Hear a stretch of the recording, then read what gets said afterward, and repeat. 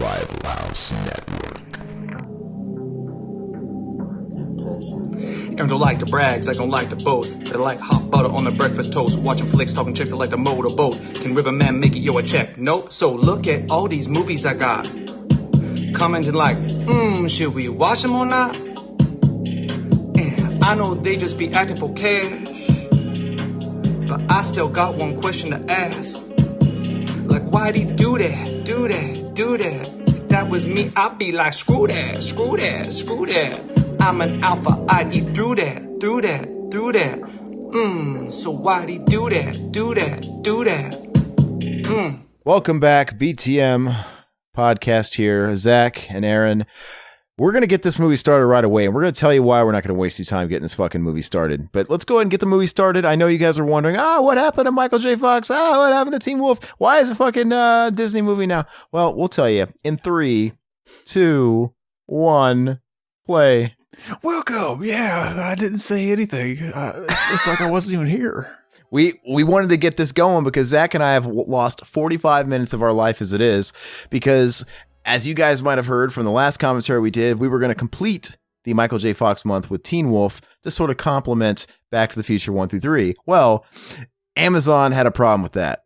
Yeah, those fuckboys. We set it up. We were ready to go. I had the fucking movie already loaded on my screen. I'm just waiting for him. And he's like, yeah, I got to fucking, mine's going slow. I got to restart. And then it's like, oh, this movie's unavailable. And apparently fucking Amazon just decided to shit the fucking bed right whenever we started recording. They have a fucking thing. They have it in for us. Fuck them. Everything was going good on my end, but just as Look at those dank ass Jinkos he's wearing, though. I just got to point that out. Just as that looks nothing like Jonathan Taylor Thomas. Like, I mean, they had to get a different kid to play him like 3 years apart. That's James Orr.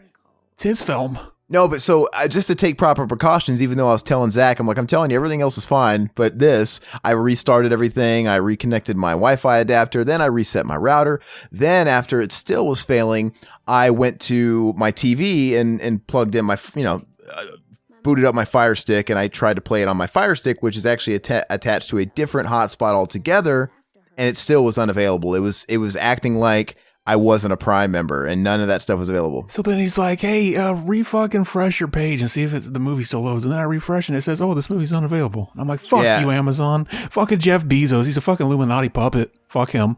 I wish I would have asked you to have done that before, because then I would have known early on, like, okay, it really, really, really isn't on my end. And I fucking watched the movie just like an hour or two ago just to freshen up on it. It's been a while. Wow. And it's a fucking fun movie. Fucking Amazon had to fuck us.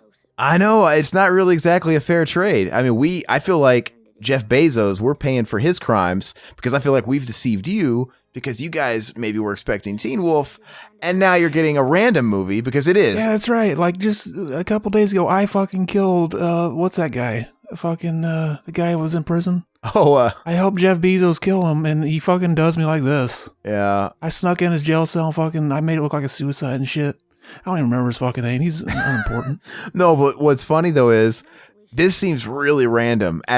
This movie, at a point, we wanted to do like a live action 90s Disney exploitation, and I still do, and I guess we're kind of unexpectedly getting that started now. We're still going to do, like we said, we're not going to go off on a tangent and do nothing but this for a month.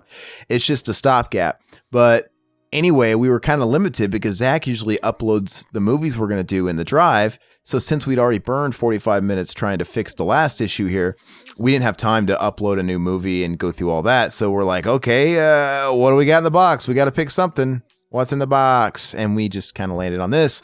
Because it's a shorter movie, we kind of thought about doing E.T., but that thing was like 2 hours long, and we've already been at this 45 minutes. I didn't think it was a smart idea. You put me in a fucking chair for more than 2 hours, my ass gets fucking hurt. It's sore as fuck. The small plus side of this, though, is we don't have to do what I thought we were going to have to do and basically re-say the stuff we had already said about Teen Wolf. Exactly. Fucking have to. Fucking Farrah Fawcett, would you cream her face? She was in that commercial. She was in this commercial where she was putting shaving cream on. She's like, cream your face. It's like, fuck yeah, I cream your face. They should get JTT to do the... To cream her face while I watch and jack off. What happened to him, man? Well, I kind of know what happened to him. He was the hot shit, but he retired from acting and he wanted to go to college. He's retard. Is it mental or physical? I like Chevy Chase, though. This could be the start of a Chevy Chase exploitation. He's got some good flicks. Would you Chevy his Chase? Yeah, all night long.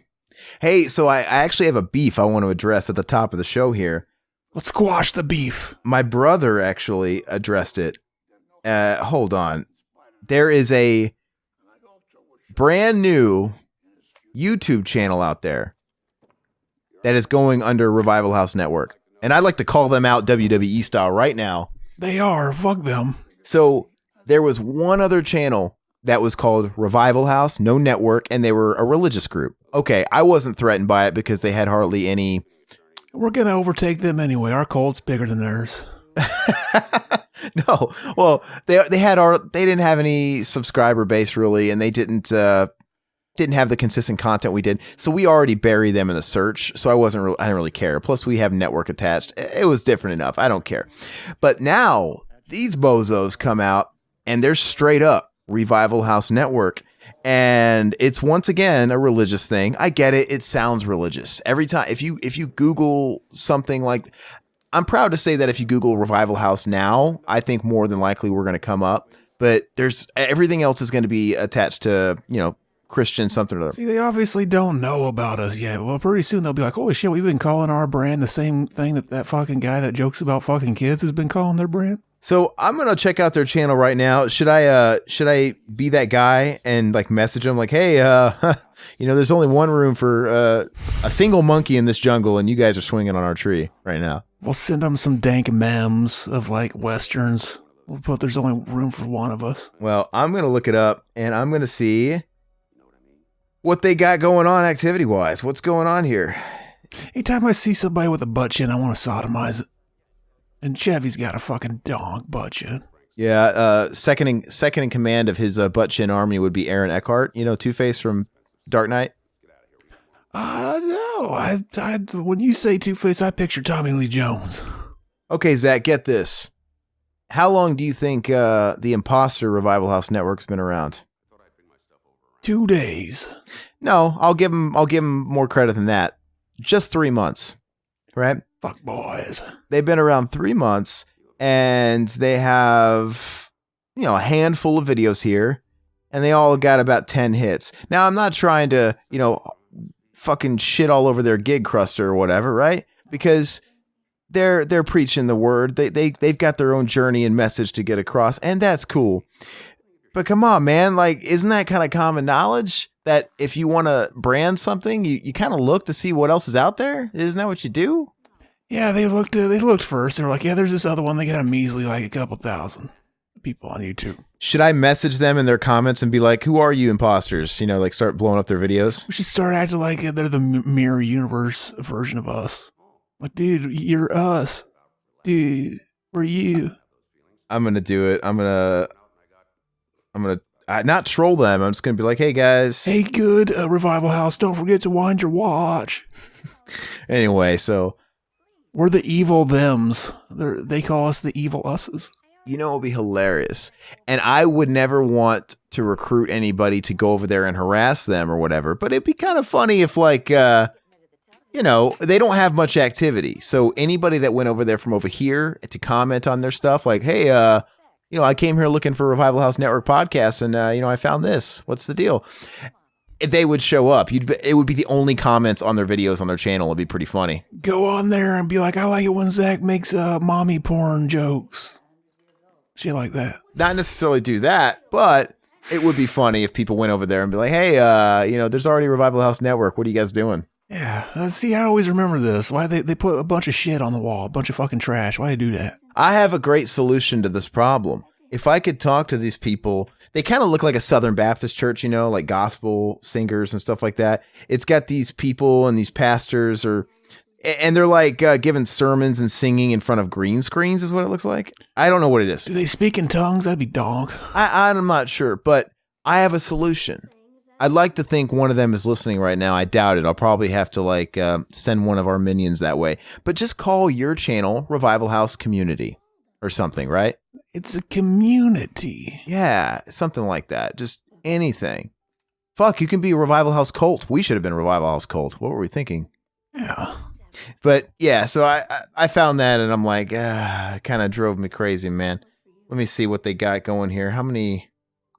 They're stealing our cookies. And it doesn't show you how many subscribers they have. Is that like a new thing? Is that like the Instagram thing? You can turn that off, I think. Really? Yeah. Okay. Is it like, I didn't know if it was like the Instagram thing where they removed where people can see your likes because people are becoming too consumed by the likes. I don't know. And they don't want to set people apart. It is pretty stupid, you know? It's for a dog. It's pretty stupid. But anyway, we have a movie to talk about. So I've watched this movie ever since I was a kid. I remember when it came out in the 90s, and I like it. I don't hate it. And I've always wanted to do a live-action Disney exploitation. Technically, we started it years ago when we did Heavyweights.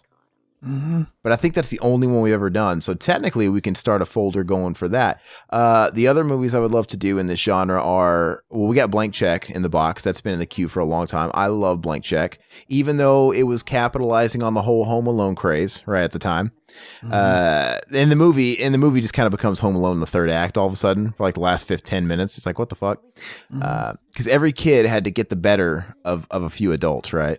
It was the ultimate. It's the ultimate. Hey, kids are going to be watching this movie. What would kids fantasize about doing? Well, kids would love to have $1 million and buy a bunch of fucking cool ass toys, and then get some fucking hookers, some blow and shit. They didn't go that way though. Yeah, get the best of a bunch of criminals like Tone Low and Miguel Ferrer. Fuck yeah.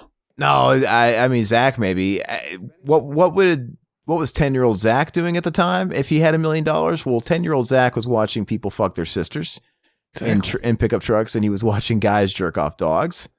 So I'm shudder to think what you would have done with us. See, I need to write a movie about kids. Fucking. What would you have done with $1 million? I shudder to think at that age. I don't fucking know. What? Seriously, what would you have done with $1 million? What would 10-year-old Zach? Probably try to get my dick sucked. I would have bought a whole bunch of ICP merch. You know, I would have did what they did in fucking that movie Milk Money. That's a good movie. Picked up a hooker and like, show us your tits. That's a good movie. Oh yeah. Speaking of showing boobs and whatnot, I was telling Zach before we got into our whole cluster mess before with Amazon that Vudu, if any of you guys out there do the Vudu thing, Zach and I do, and you share accounts, they've got a sale going, and it seems like they're updating movies every week, a 3 for $5, which is a good deal. You know, you're paying like what, $1 and change for an HD movie, not too bad. And I told Zach I put Angel Heart in the box, and he's like, "Oh, fuck that movie." I'm like, "What?" I'm like, "You've seen it?" He's like, "Yeah, fuck that movie." A piece of shit. I'm like, "Are we talking about the same movie?" I'm like, "Yeah, there's a fucking running joke. I always shit on that movie." He's like, "Oh, really?" I'm like, "I don't think we've ever talked about Angel Heart." And he's like, "Yeah, it's the one with fucking gay ass Van Damme." I'm like, "No, you're thinking of Lionheart." That's the one where fucking Van Damme does nothing for 2 hours, right? He does a lot. He basically reenacts the entire movie of Bloodsport and Lionheart. And very fucking cringy, boring style. I think it's a great movie. No, but Angel Heart, then it went into talking about the actual movie, and I'm like, no, it's the movie with Robert De Niro and Mickey Rourke, and it was really controversial because it's the movie... They fuck each other in it. It's the movie that kind of got Lisa Bonet to be distanced from The Cosby Show because she showed her tits. Yeah, she showed her tits. That's controversial in the world of Bill Cosby. Yeah, and then he made a crack, which is pretty funny. But it is funny. That's just a small part of the hypocrisy. I don't know if they ever got a comment from Lisa Bonet. Hey man, putting somebody to sleep and fucking them is wholesome. They don't know you fucked them, and they didn't even see your dick. You can still fucking say you're kid friendly. No harm, no foul. It's kind of like if a dude were to masturbate you. No, that's pretty bad. Masturbate to the thought of you in the shower. If you don't know it, who cares? I mean, there's no rights when it comes to the fantasy world. But no, so that is pretty funny. I wonder if they ever got a comment from her about that. Like, so do you feel vindicated now that this guy, because Cosby gave her so much shit, right? He didn't want her being associated with a movie like that and be associated with the most wholesome imaged show on TV, which is also the #1 show. And total hypocrisy across the board. So he's a fucking hypocrite. Fuck him. I would. Yeah. I'm sure he's getting plenty of that action in prison, man. Yeah, imagine I would find that footage, Bill Cosby getting fucked. I fucked Bill Cosby. I've raped Bill Cosby in my mind plenty of times. Wouldn't that be crazy if footage like that surfaced online that was of the equivalent of Saddam Hussein getting lynched? Remember that? You don't remember that? Oh, you don't remember that when that footage was going around? Fuck. Well, you remember when he got killed, right? Yeah, I remember that vaguely. Okay, so he got arrested, right? And then he was extradited or whatever, and he was going on trial. And I'm guessing they sent him back to receive justice, back there. And the video surfaced where he got hanged. Whoa. And it was I think it was still probably the MySpace era. I can't remember. The years are kind of blurring together, so it's kind of done on somebody's. Could you get on MySpace and watch him do the kicking chicken? It's on somebody's shitty flip phone. Like they have a little bit more of a vigilante justice vibe going on over there in the Middle East. But yeah, people were just fucking throwing rocks at him. They hung him, and then they had videos. Someone had the fucking cell phone right in front of his face as his he had just been hanged and dropped, and he was like all blue and fucking ill. Yeah, I mean, you could probably. I wonder if you could find it on YouTube still. Rather not. Yeah, Rather not. People say that they're like, "Oh, we should bring back the fucking. We should hang pedophile." I'm like, I wouldn't watch that. That's fucking. That's fucked up. What's the other one? Gaddafi, right? I don't know. Didn't that guy get like a fucking rusty nail hooked barbed wire dildo shoved up his ass or something? I was dog. Yeah, I don't know. Well, see, that says something whenever the people that are the good guys are like, yeah, I'm willing to watch that. That's good, wholesome entertainment. So you're against the whole like hanging pedophiles, and that when people talk like that, like hang pedophiles, castrate them, feed them to dogs or whatever. For everybody to watch? Fuck, that's barbaric as fuck. Oh, for everybody to watch. Okay, that is pretty barbaric. But what if it was like a tyrant, somebody like that? You don't think it's barbaric, but I would like to come on them. Shoot them with my cummies. I've always liked their loft style house. It's really open. So, what's your favorite Jonathan Taylor Thomas movie? Is that even like a question worth asking? I don't fucking know. I can't even think of any more than this. Lion King. Oh yeah. There's that movie where never really gave a shit about the Lion King. There's that movie where he was the homosexual kid in high school that got mouth raped by the captain of the swim team and his cronies. Yeah, that's hot as fuck. And his teacher was Steven Weber, and he was also gay. And I just remember his name was Mr. Robert. He was a Spanish teacher, Robert. Yeah. And he was in that movie, I'll Be Home for Christmas. Oh yeah. That shitty movie, right? I never watched that all the way through. I remember we started watching that around Christmas vacation at school one time, and like he says the word "pissed" at the beginning. He was like, he showed his girlfriend something. And he's like, "I knew you would be," and then she like dumped him, and he's like, "Pissed," and all the kids started laughing, and then the teachers were like, "Oh, we were fucking retarded. We just kept laughing." So they were like, "I guess they can't handle this," so they turned it off and put something else in. It's like, you fuck boys. I want to watch that fucking sexy fuck Jonathan Taylor Thomas. He's sexy. He was also in Tom and Huck. You remember that with Brad Renfro? I remember that. I never watched it all the way through, I don't think. Yeah, I used to like that movie. It's a good live action 90s Disney flick. I'm actually going to pull him up just to make sure I'm not missing anything. He's probably in something else or two. He was in that movie with the Sawa. Which one's that? Where they make the nature documentary. Talked about it once. I'm going to look it up right now. I want to see what's up. See, that'd be my fucking dream is Jonathan Taylor Thomas and David Sawa fucking each other while I watch and jack off. You ever look at the other kids from Home Improvement? We still got to do the Rage Carry 2 that has Zachary Ty Bryan, but he wants to get that nut. We got to make it part of underlooked and forgotten about sequels nobody asked for exploitation month.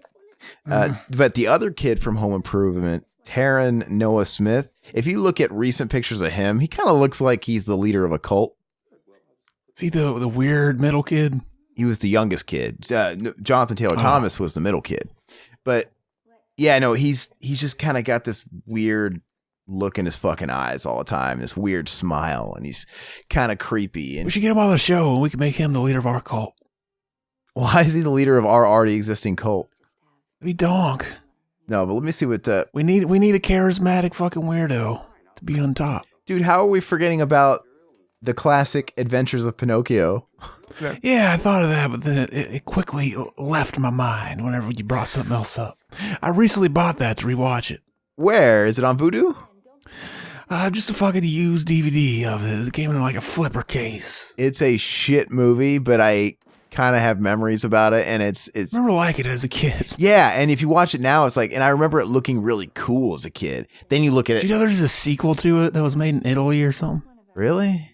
Yeah, he looks like, I just saw the cover, and it looks like the same doll almost. And does it have White Trash Thomas in it? I don't think so. I think it's Italian actors. I don't know though. I didn't recognize anybody. Well, I know there's an Italian Pinocchio movie with this big Italian actor, but I didn't think it was a sequel to that. For some reason, I think IMDb has them linked like it is a sequel. They did make like unofficial sequels a lot in Italy. Like they made the Aliens 2 before fucking our boy did. And of course Zombie, and the whole Dawn of the Dead thing. Yeah. All right, so let me see here. Lion King, Man of the House, Tom and Huck, Adventures of Pinocchio. I'm ignoring all these like shitty voices for straight to video cartoons. Adventures of Pinocchio. Wild America. There it is. Wild America. Wild America. Let me see that, dude. I haven't thought about this in forever. I forgot this existed. See, that'd be great if they went make a fucking nature documentary and they got lit and like they're premiering it at the end and they fucking forgot that they fucking recorded over all the footage with them fucking. That would have been the ending. Hey, so what's Wild America about? Refresh my memory. They're just friends that go fucking and they go for a road trip and I don't fucking remember. They end up shooting a nature documentary. Like, once that's the plot of your movie, like, what the fuck? Where do you go from there? It's like, this movie is not going to be remembered. We're making a movie about some kids that make a nature documentary. Speedway Junkie. What's this all about? Let me check this out. Is he even the star of it? It's based on the Road Rash games, but they couldn't use Road Rash, so they made it called Speedway in the movie. It's just a kid that's really into playing Speedway. Okay, there's nothing going on there. When I don't see him, like, on the first 10 names listed, he's not really in it too much. I just made up that plot, but that'd been donk. I'm pretty sure you did, yeah. Yeah, the real plot is about a junkie that hangs out in front of a Speedway gas station. What's it called? Then he's in this movie called Walking Across Egypt in 1999. So, and that's the last time he was ever in a movie. I think he did some, like, voice stuff after that and guest roles and whatnot, but he was in this movie called Walking Across Egypt, and he wasn't one of the 2 actors they asked back to fucking be in the new Lion King. Dude, I've heard so much shit about that. I mean, I get it. Some people like it, and I'm not gonna like rain on their parade. But my sister watched it. She said she liked it, but she hasn't watched the original since it came out, probably. So that's probably the people that liked it. But I also heard that. But I just can't stand Beyonce. I can't stand her. I don't know why I can't stand her, but I can't. And the fact that they casted her as Nala, I get it. They want someone who can sing, whatever. But I heard that they kind of impose the Nala character and Beyonce in every song. So they can, I guess, get their money's worth on hiring her. Yeah. But, did you hear that funny story about how she wasn't with any of the other actors when they were recording their lines? I haven't heard anything about it. Tell me. And there's apparently like they did like a red carpet screening and like some interviewer was like, "Oh yeah, what'd you think of Beyonce?" And all the actors were like, "We never met her. This is the first time we're gonna meet her." But there's like a fake picture that was taken of the cast while they were recording their lines all together, and they photoshopped Beyonce in the back. I think it was like something where Disney was trying to hide the fact that Beyonce, they basically just let her fucking stay at home and record all of her lines in her home studio or something. Yeah, I mean, the fact that they allow people to get away with that and phone stuff in, like, I can't even imagine how much money she got paid to do that. Go to the fucking studio. I mean, it can't take that long to record voiceover work, right? I'm sure she has a house wherever the studio was, right? It's not a big deal. I'm sure they would have put her up. And if I recall correctly, in the original Lion King, adult Nala sang like one fucking line in one song, Can You Feel the Love Tonight, right? He's holding back, he's hiding, that whole fucking line, and that's it. And that was it. And so the fact that they probably implanted her everywhere makes me not want to see it. I just have no desire to see it. I like the original one fine. And it doesn't even feel like a live action thing to me. I mean, I actually saw Aladdin. I'm like, okay, it's a live action. It's at least trying to be something different. It's live action CGI.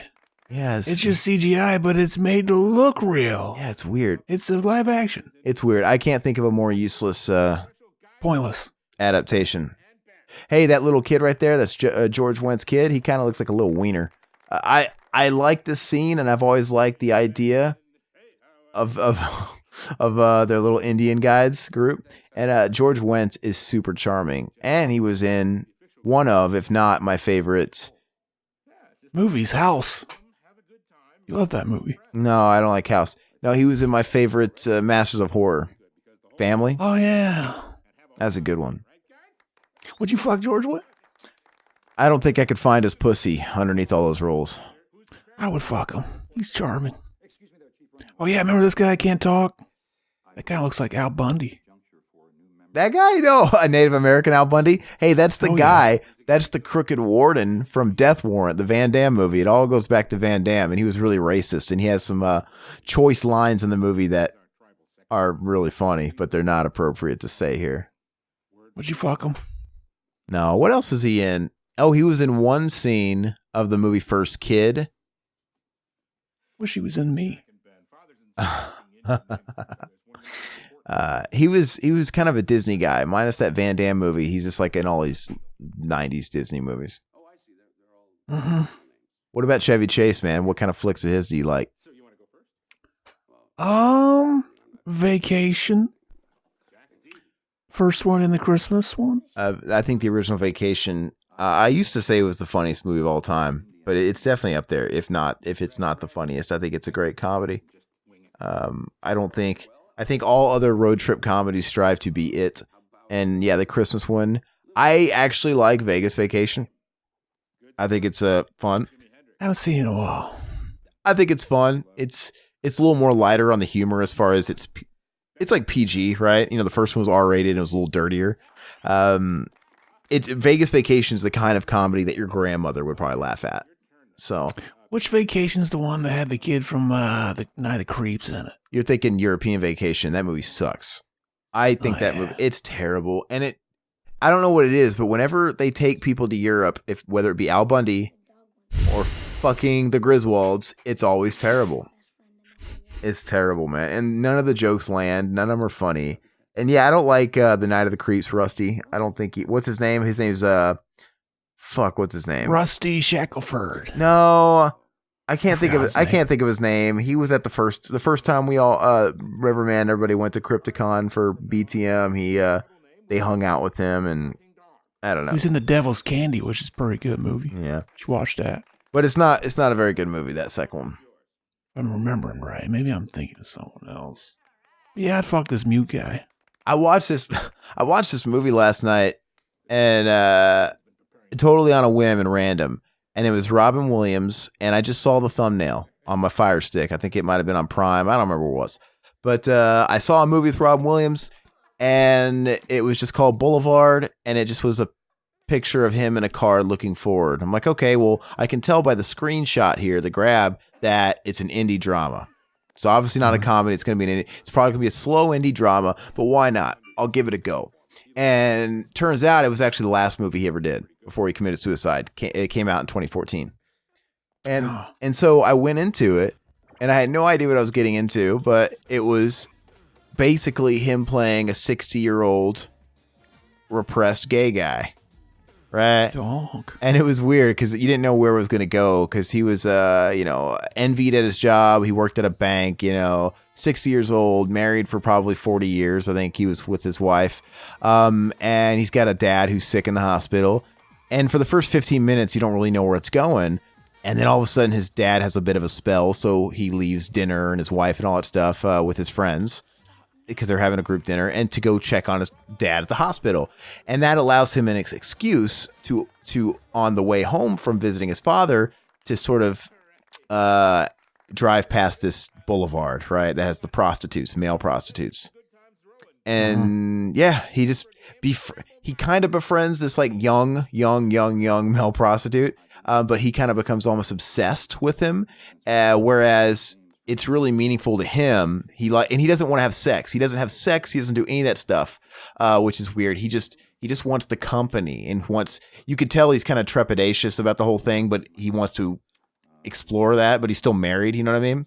Like he's a good guy at the heart of it. He's just a very conflicted guy. But anyway, go ahead. I was saying by the end of the flick, it's like, this relationship with this kid who he really doesn't know very well at all. He's just paid him to hang out with him and bought him shit like a few times. It's really special to him, but the kid is just like, no, I'm just a fucking hooker, man. I'm just a hooker. No. And basically the end of the movie is it wasn't about the kid. He wasn't in love with the kid. He was basically in love with what the male gigolo, represented, and that was his sexuality and him kind of getting closer to that part of his life. And yeah, whatever. It is what he expects. And then the movie ends, he leaves his wife, he comes to terms, and it ends with him going on a date with a guy. Great. Dog, if I was making that movie, I'd make it about a guy that sucks his own dick and then spits his jism into another man's cock. Hey, what games do you think they're fake playing? I don't know. That's Metal Slug 3 back there. You see it? It's blurred. Hell yeah. It's blurred out, but you can see it.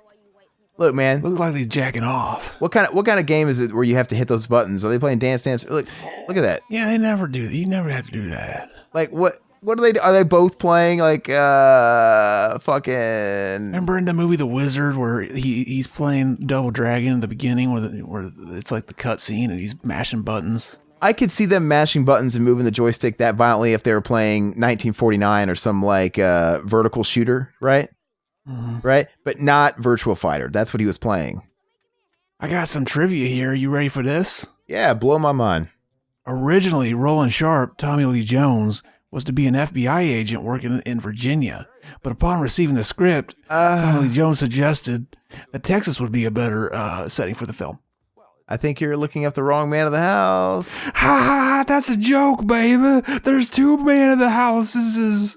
Why they do that? This one beat him to the punch, though. Now, lots of movies will do that after some time passes, and maybe the first one wasn't a hit or whatever. There's a new Rocket Man. It's not the fucking classic with what's his name? Harlan Williams. Harlan Williams. That's the example I was going to use, actually, motherfucker. That's exactly what I was trying to pull out of my hat, like movies like that. Yeah, I fucking reviewed Rocket Man. I was like, Harlan Williams or bust. Which is funny. That Elton John one comes out, I think, in a week or two. It's out now. Is it? Yeah. Maybe on demand or... I saw at Walmart they have fucking a double feature with Almost Famous and Rocket Man. I'm like, what the fuck do those two movies have to do with each other?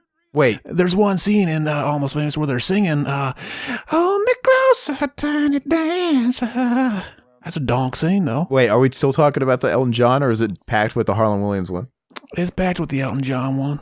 No, what? It's like $20. No, I literally looked this up this past weekend and I saw it was coming out in like a couple of weeks. Hold on. I'm going to look it up right now. You fucking cross into another dimension where it's still not out yet, I think. Yeah, it says it comes out August 27th, 2019.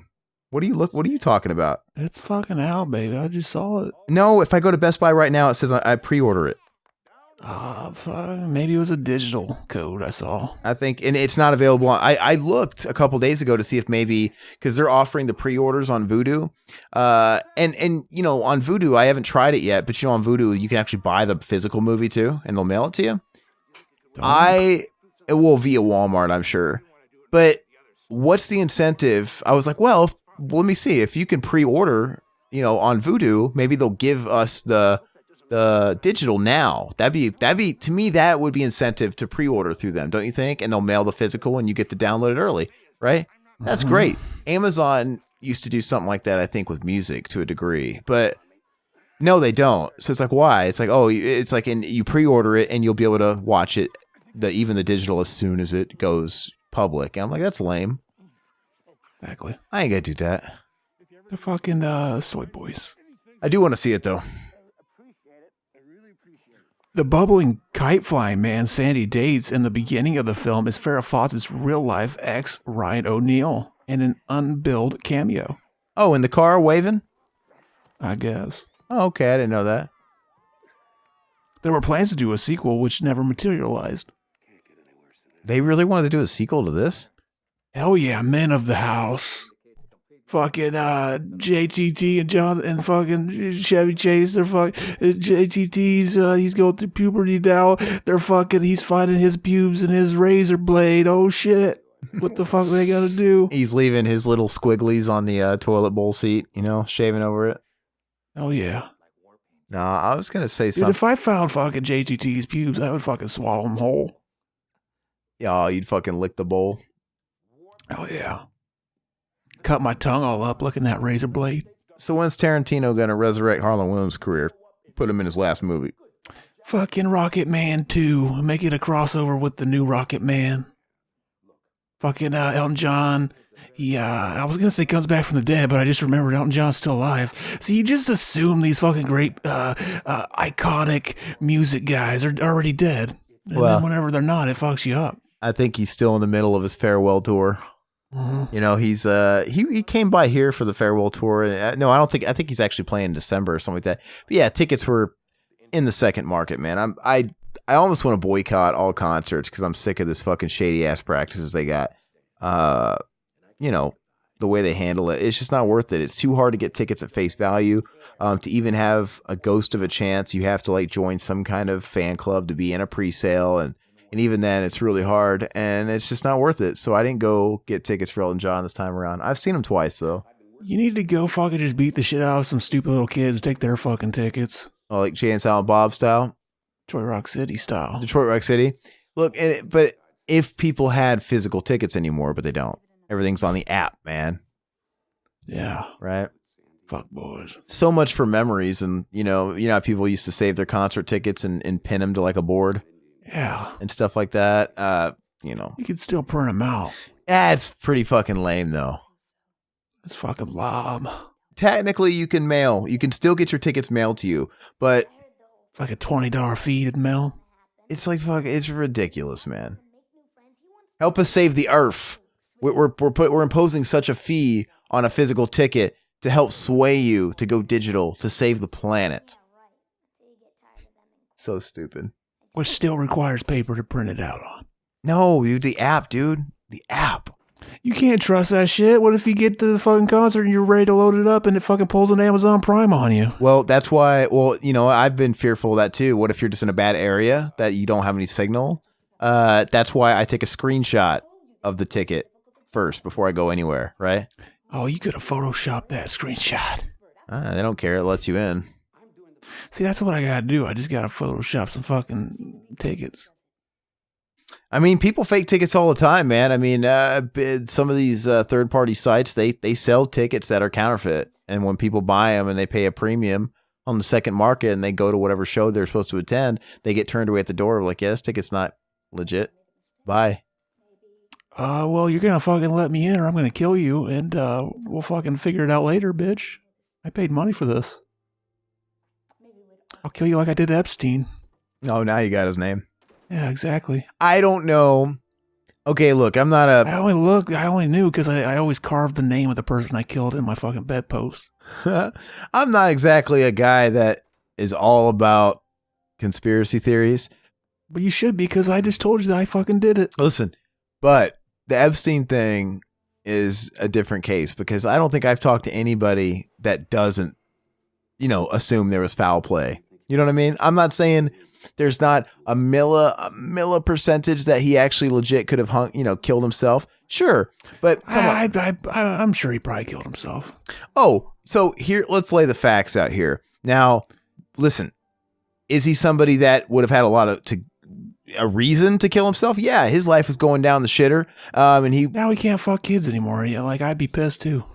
But all the other stuff doesn't make sense, man. This guy was supposed to be on suicide watch, and he was a very, very important to, testify it was a huge thing. And yeah, it's almost like cops they suck sometimes. You remember that video we talked about once where the fucking cops are interrogating the guy and they're like, oh yeah, fucking good cop, bad cop routine, fucking throw him in the chair, walk out, give him a mean mugging look. And then he starts drinking water and all of a sudden he pulls a gun out and shoots himself and they run in. They're like, whoa, how'd he get where'd a gun? Where'd he get the gun from? Oh yeah. I checked him though. Cops are stupid. They're just as stupid as everybody else. That video is trippy because they just fucked up, and they have this look on their face like I think one of them puts their hands on their head like, oh god, like he knows he lost his job. Exactly. I had a reason to kill him too because I've been on the Lolita Express. We fucking hung out. Yeah, okay. I would tread carefully on some of that stuff, but okay. I just got nothing to worry about. Yeah, I'm an enigma. Unless you become a billionaire someday or you want to run for office. Exactly. I'm making sure that I could never run for office. Well, I think you've done that. You ever just grab a chick by the pussy? I don't even wait. No, but the Epstein thing, I'm sorry. So he was on suicide watch. Never mind the fact that his case was special because of what the levity it could have, brought and to all this other shit. Every 30 minutes he was supposed to be checked, which I think is kind of lenient. If this guy was as important as everybody says it is, his testimony was as important, his trial was as important as everybody was saying it was. Why not just fucking suck it up? All you got to do is wait till they come in and then like, okay, I got 30 seconds. Fuck yeah. No, I mean, if this guy's case was that important, just fucking pay someone to be on 24-hour watch. Apparently they did, and they fell asleep like some fucking soy boy bitches, like I would have done. It doesn't have to be one guy, motherfucker. But have somebody like, shifts, but make sure he's on 24-hour surveillance. Like have them. They didn't really fall asleep. I spiked their drink. Right? So but I don't understand. Like overtime and that whole concept of paying extra labor goes out the window. You put a few guys on this guy in rotation to where he's being watched 24 hours. 30 minutes, dude, that's like you could do a lot of shit in 30 minutes. But anyway, isn't it fishy how they suddenly stopped and they didn't check him for a couple of hours? Why would they do that? Yeah, they're like, fuck him. If he wants to kill himself, let him. He's a little bitch.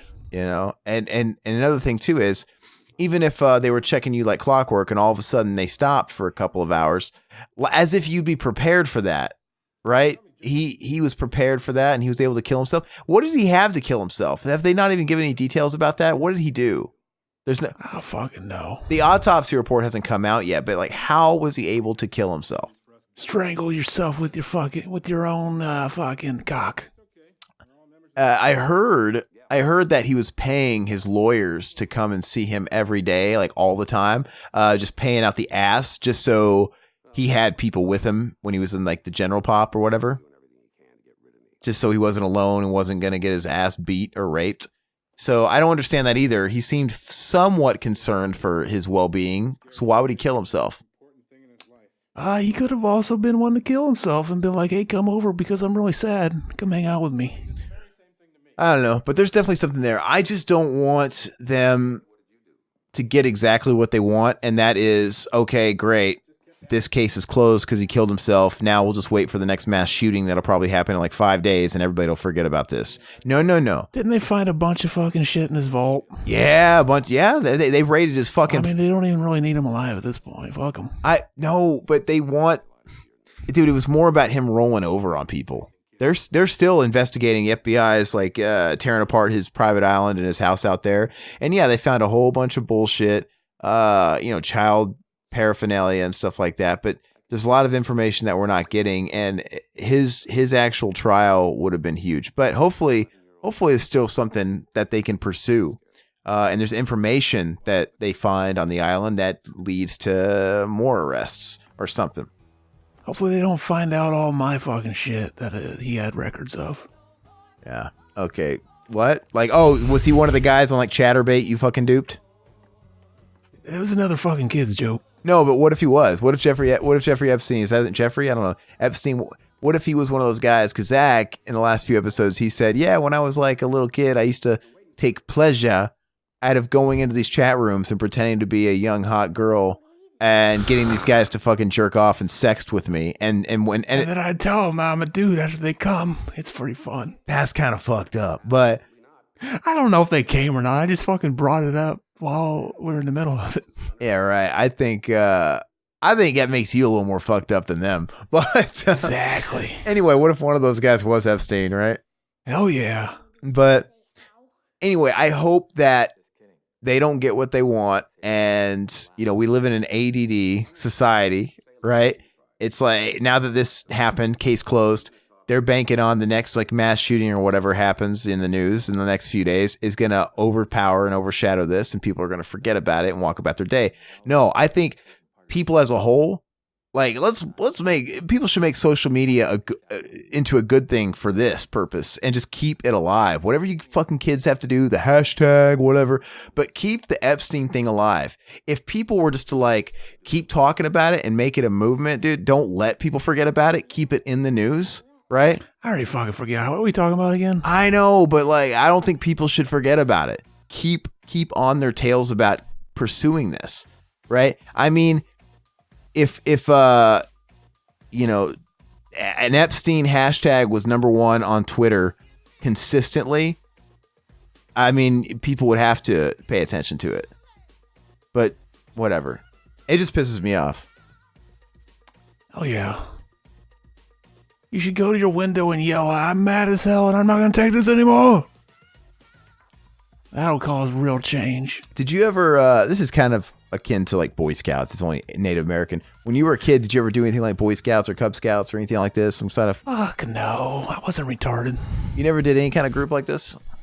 No. Did you ever do any father-son? I figured I'd shit on everybody that did do that shit. I only have one experience. I never did any of this stuff either, but I remember I don't remember if I wanted to or what, but I think I was sent home with some kind of pamphlet from school when I was like in first grade. And yeah, now you don't want to join the fucking Boy Scouts because it's been taken over by the Mormon Church. Well, I didn't talk about the pedophilia ring and that fucking shit. Yeah, they'll fucking kick you out. Like I've heard a bunch of stories like, oh yeah, there was this kid that came one time and he said something about his family was pagan and he never came back. They told him he couldn't come back.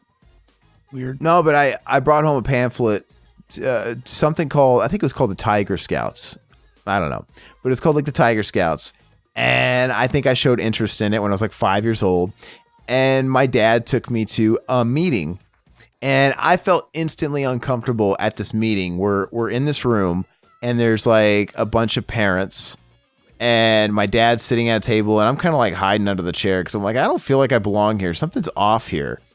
And my dad just kind of like deer in the headlights, nodding while they're kind of giving the, instructions to everything. And then at some point, the person leading the discussion kind of looks at my dad and says, you do realize this is the girl Tiger Scouts, right?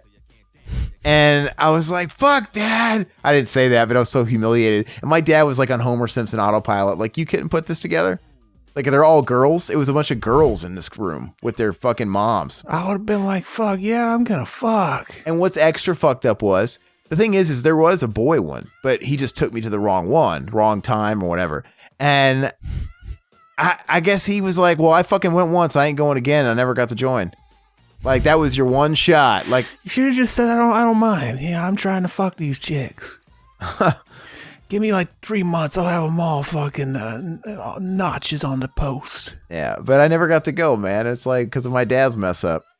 So stupid. And that was before you could even jizz them, so you didn't have to worry about getting them pregnant. Hey, when you look at a scene like this where they're all dancing like homos together, when you remove the music, the CNC Music Factory, or whatever that's playing on the soundtrack, it really makes it seem extra silly, doesn't it? Where they're probably just dancing there with no music. Hell yeah. Do you think they really made it rain, or do you think they just kept dancing till it rained? I think they probably have a doohickey above them on the set that's just like spraying water. Yeah, I think they just kept dancing till it rained. Fucking crazy people think they could make it rain dancing. They're crazy. I know your tricks. Hey, is that a Christine poster on his door? That's cool. Look like it. No, he's got cars everywhere. And fish. Yeah, he's too beta like Christine. Why would you have fish on your... What the fuck? Who decorated this set? Kill them. I was never a car guy. Were you into cars, like with car posters and the whole deal? Fuck no. Yeah, it wasn't my thing. Remember, I was like 13 and I couldn't get into the fucking Fast and Furious movies. And one of my friends like put me down for that. Like, yeah, you know what kind of car that is? That car in the end of Fast and Furious? I'm like, no. He's like, yeah, you wouldn't. That was the big, oh, I got you. I was like, yeah, I wouldn't. Is that where you got your persona from? Was he like, yeah, because you're beta? And it just stung with you and you adopted it. No, that wasn't a put down back then. But it should have been. You remember those days when you'd have those like little bitty tube TVs and you'd have like one on your dresser like that? Oh, yeah. Yeah. Those were the days. I do. It does, even though this doesn't look like a real kid's room, it's giving me the feels, nostalgia.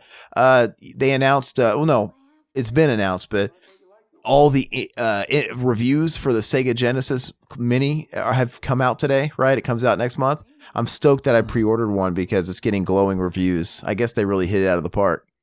And I was watching all the footage and stuff, and the interface is great. 42 games, man. 2 controllers. They're always really, like, you get a fucking emulator of a Sega Genesis, they're always good. Like, it's not like fucking, the Super Nintendo, where it's like half the games don't play right, they're fucking too slow and shit. You gotta get this emulator to play this game right, and mix and match. Fucking the Genesis games really easy to emulate, which goes to show you that fucking shit about blast processing was all probably bullshit. Yeah, marketing bullshit. Well, no, apparently they got this company, M2, who I guess is king shit when it comes to porting old titles. I guess they're the bee's knees. They did all the porting and all the stuff, and they took a lot of care with it, and the actual product itself physically is great. No, and the interface is really cool. It looks really clean. And I remember I shared that with you and Mac today, and Mac's like, you can get this shit for fucking at the dollar store. I'm like, God, dude, it's not the same. That at games. So negative. Have you seen that at game? The at games ones they've been putting out the last few years? No, I just had a fucking PSP with all of them on it, and it worked fine. I know, but as far as the ROMs are going to work all right, but the little Sega Genesis minis they've been selling for a few years, and you can find them at Walmart or whatever for like $30 or $50. Yeah. Dude, those are ass. They're notoriously hated because they're the worst ports. They sound like nails on a chalkboard. It's just horrible transferred audio. They're garbage. Oh yeah, I was gonna ask, did you ever finish Castlevania Symphony of the Night? I never started it. I said you started it. Oh, I never started the. So I got the collection right on the PSN. And I didn't actually start Castle. I've started it before, but I wanted to start it anew on this version, and I didn't. What sucks is I heard that it's the fucking. Remember whenever they did the fucking Dracula X collection, and you could get Symphony of the Night as an unlockable on it. Yeah, they fucking remade it. They did some cool stuff. They added a boss fight, but then they fucked it up for the worst by making the voice acting better. It's like, I liked the shitty voice acting. Why'd you do that? It was like Resident Evil style. That was donk. But what are you talking? But not on this one that I'm talking about, right? If it's the one from the Dracula X one, then yeah. No, the new one, the PSN. That's like the double. It comes with fucking. From what I hear, it's the fucking port that was on the Dracula X version. If that's the case, that's bullshit. And they also did a shitty thing where they took out a glitch that made it so you can get like infinite money, which made it like really easy to buy a certain item once you beat the game. Well, I don't know anything about that, but I plan to beat Rondo of Blood and then play that next and just have the whole experience. But Rondo of Blood was so fucking hard.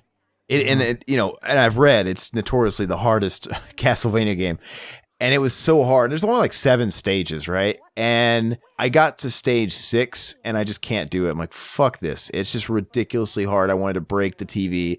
And so I never beat it. And then I find out that the game becomes a lot more feasible, especially in those later levels, if you unlock Maria because of her movesets and stuff like that.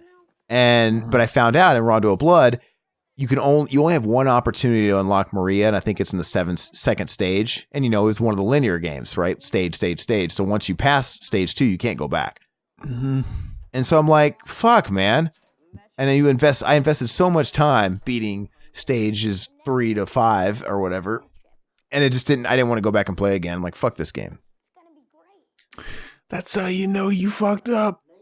You just go back and play part 2 again. But I was thinking in this past week that, you know what? Maybe I'll just say fuck it and skip it and go straight to Symphony of the Night. Look how fucking pussy these bullies are. They don't even look into what they're doing. They're just like, you show them. I'll show them. It's almost as if some guy behind him said action. Yeah. Fuck it, they suck. You know what movie I've been wanting to watch? We need to finally do it. It's fucking Angus. Yeah, I'm kind of surprised we haven't done that yet. It's the fucking greatest movie ever made. I would do Angus. I watched it not too long ago in the Voodoo. I would fuck Angus too. He's a sexy bitch. But would you fuck Troy? Troy's pretty hot too. Freckle face cartoon. We could do a Troy exploitation, and we could do Major Payne. Then we could do American Pie. And the fucking Ready to Rumble. Oh, he's in that. I still never saw that. You could add him on fucking Instagram. He'll probably talk to you. Yeah. What's his name in real life? I forgot. Let me see. But yeah, there was like articles coming out like, oh, the guy that played Shermanator only has a couple people following him on Instagram. It's like, not anymore. You fucking, you just doxed him. Now he has probably a bunch of them coming from this article. What's his real name? Chris Owen is his name. Oh, yeah. Well, doesn't he work like a regular job now? And he's just He's a photographer. I follows him. But I've been following him. I'm old school following Troy. Chris Cole Owen. Oh, okay. He's got over 9,000 followers. Yeah, they fucked it up. They inflated it. He probably would have talked to you. I just saw him in a car commercial, actually, or like an auto insurance commercial, maybe. But he was driving in a car. He just did a commercial. See, if I ever fucking get famous, like if our Mac and Zach movie hits it big, and then I have some push, I'm making fucking Angus too. Getting them both back together, fucking commissioning Green Day to do the whole soundtrack like before. It's gonna be donk. They didn't really do the whole soundtrack. They got mentioned a lot in the movie. This guy was in a lot of movies, though, man, back in the day. Lots of great movies. I'm kind of surprised, like, I don't know, he didn't build up enough connections to kind of keep his career going, at least a little bit, you know? Maybe he didn't want to. Possible. Yeah, but then I thought maybe that was the case too, but I saw him in a commercial this past week, I'm telling you. So it's like, oh, that kind of makes you think. Well, maybe whatever, he's not getting any more fucking shooting jobs, he goes and he's like, hey, I'll fucking, they're always on my nuts about acting again because I'm a great actor. I'll fucking give him a commercial. You would think a guy like that could get a commercial easily. It's like, oh, you know, I was the kid from Major Payne. I was the kid from, I was Shermanator, you know. I was Troy and Angus. They're like, what? Nobody remembers that fucking movie. I know, but he was in. You ever looked up the fucking DVD, the Warner Brothers archive? It's a fucking still frame of Angus, Troy, and what's supposed to be the mom, but it was before Kathy Bates was hired to play the mom, so it's not even the mom from the movie. It's so funny. So where do I look at this up? I'm gonna see. Just look up Angus DVD Warner Brothers archive, unless they changed the fucking front of it recently. And I always wanted a special edition of that because apparently they cut over half of the runtime out of the movie. It's like over 2 hours long. Holy shit, this movie only made this movie didn't even crack $5 million. Angus or this movie? Angus. Yeah. It's total, I mean, I don't even know. It, at least according to Box Office Mojo, it just says domestic, so maybe it really didn't have a worldwide release. I'm not sure. But it's a cult fucking classic, though. Like, there are people that know that movie. $4.8 million is all it hauled. And who knows what its budget was. That movie's going to have its fucking day in the sun someday, I think. It's going to get fucking mentioned in, like, fucking Judd Apatow's new comedy. And people are going to be like, Angus, I never heard of it. There's going to be a fucking character that's like, oh, Angus, that's the greatest movie ever made. And then people, they follow trends. They're going to be like, I got to watch that movie. I heard it's the greatest movie ever made from Judd Apatow, that movie you made. And then it's going to get its fucking day. And I'm going to be there to fucking, I'm going to be there fucking cheering it on. Angus. It's going to be donk. Well, did Angus himself ever work after that? Or did that pretty much do him in? Like, okay, screw this. He did, like, I remember seeing he was in, like an independent film here and there. Yeah, like, he wasn't an actor before I guess the director just saw him at a coffee shop in Chicago and was like, you want to be in a movie, though? All right, so the picture I'm looking at on the, when I typed in archive, yeah, it's on wbshop.com and it says archive collection on the top. But is it the still frame? No, it's not. It's an actual movie cover, but yeah, it kind of looks like a variant of the actual movie cover. Yeah, that's the newer one. I'll see if I can find the old one. It was fucking hilarious. Yeah. But yeah, that's not out on fucking Blu-ray. But if you get it on Vudu, it's HD. Yeah, I've watched it on your Vudu. Fucking donk. When are they gonna put? Did they look at him waving by? It's like that's the last time I saw him before he died in a car crash. Hey, did they upscale Brain Scan to HD when Scream Factory put out that release? Oh yeah. I don't know if they did on Vudu. Well, that's what I was wondering if they upscaled it. They should. They did in their betas. I'll have to check it out. Yeah, I'm trying to see. Oh, don't cry, JTT. I'm here to fucking. I know you live on my semen. I'm here to fucking quench your thirst. Yeah, Riverman and I used to talk about this movie all the time and how that part was so sad when he see the flashback of his father waving goodbye. Because Todd and I both kind of had deadbeat dads. You know, Todd's dad kind of like left their family and started a new family. I never even realized that was a flashback. I thought he was just still seeing. I never picked up on it. Well, it was both, right? He saw him drive away, then he flashed to his dad doing it. I guess I never noticed it was his dad. And it makes it even more sad. And yeah, Riverman used to talk about that all the time with me. It's a Rorschach test. See, you don't notice that if your dad was there. That was my problem. I mean, if I was your dad, I wouldn't have fucking paid you any attention either, man. You were eating fucking condoms you found in the woods. No, I'm saying like, I didn't. My dad was there, so I just took advantage of a scene like that. Oh, you mean you took for granted? You mean? Yeah, took for granted. Yeah, but it's a good flick though. This is probably one of the. I mean, Chevy Chase didn't really have much of a day after the '90s. You know, I guess he had somewhat of a kind of resurgence when he was on Community. The Fletch movies, per donk. I've never really watched Fletch. It's fun. You ever seen Memoirs of a Invisible Man? I don't know. Modern Problems. What? Wasn't that another one? Modern Problems? Modern Trouble? Something like that.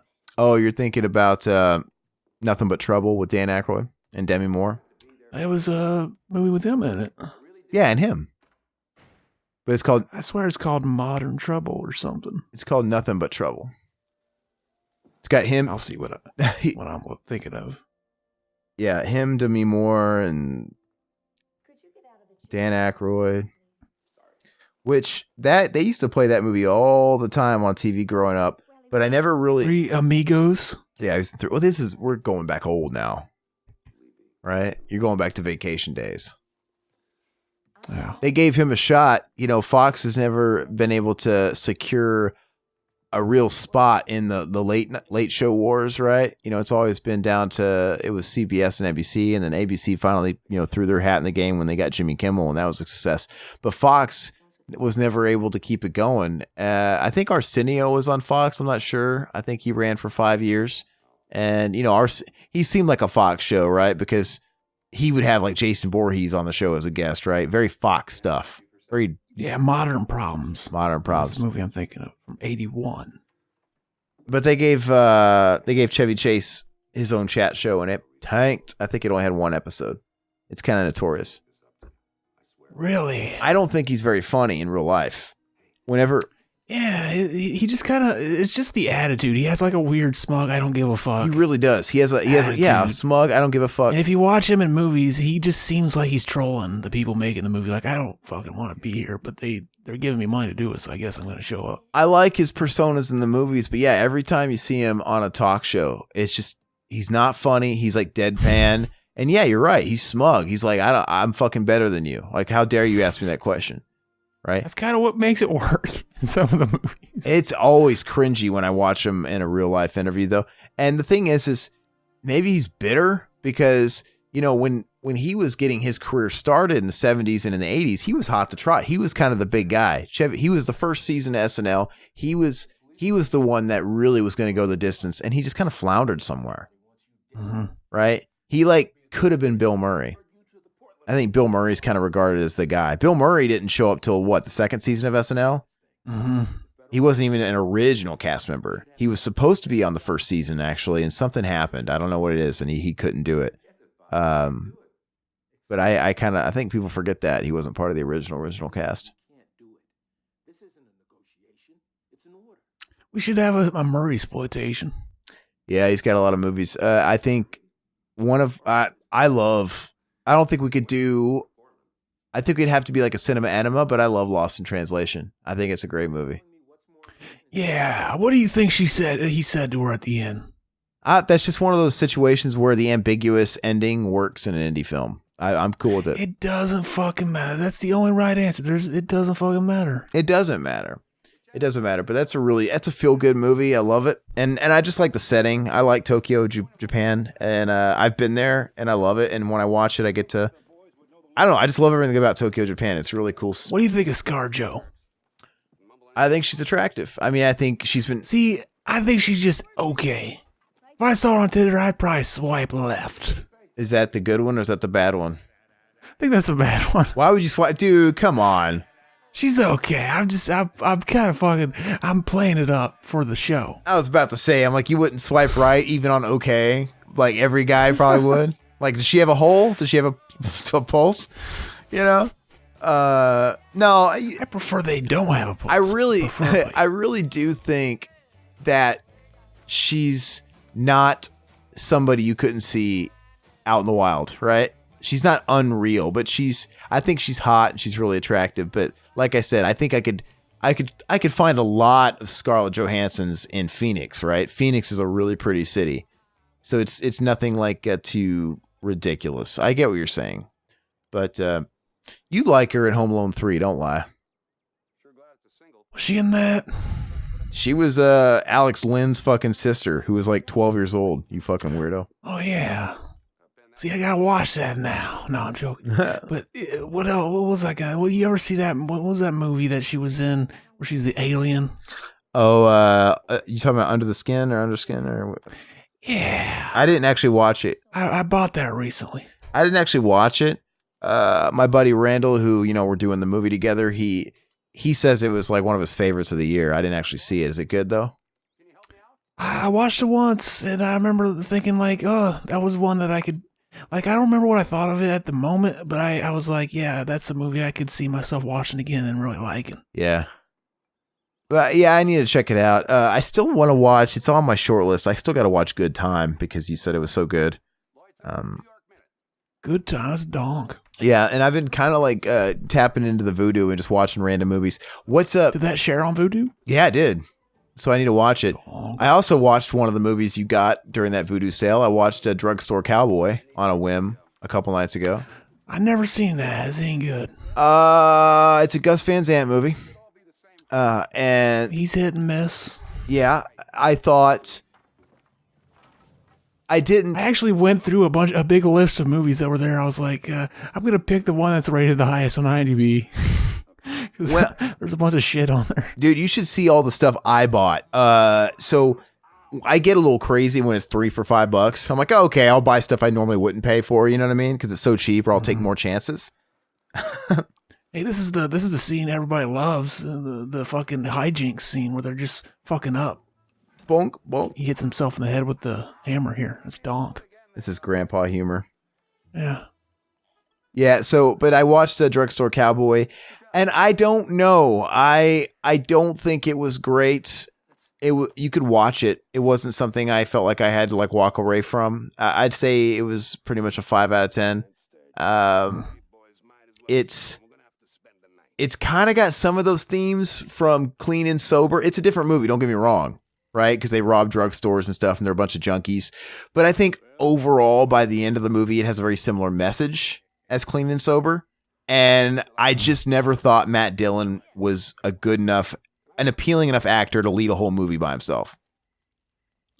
Matt fucking Dillon. You know what I mean? He's in yeah, I know what you mean. I'd fuck him though. But he's not, he can't carry a movie by himself. I just don't think. I don't think he's got it. You watch that new Lars Van Trier movie with him where he's a star? Yeah. House Jack built. No, I didn't. Did you watch it?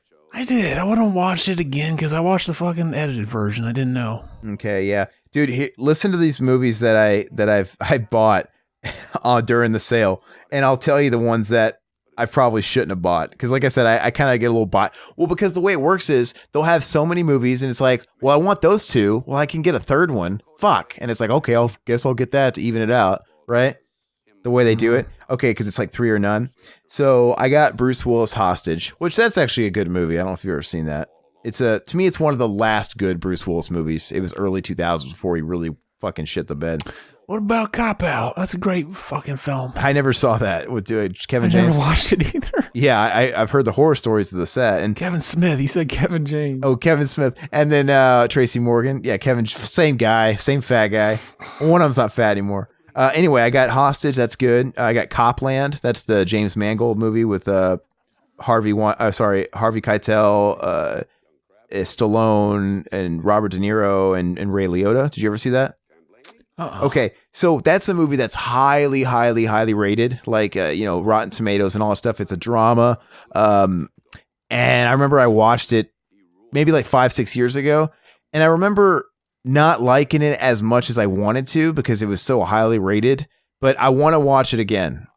I want to go back to it again and try it again. But that's on there. I put the Substitute with Tom Berenger. You ever see that?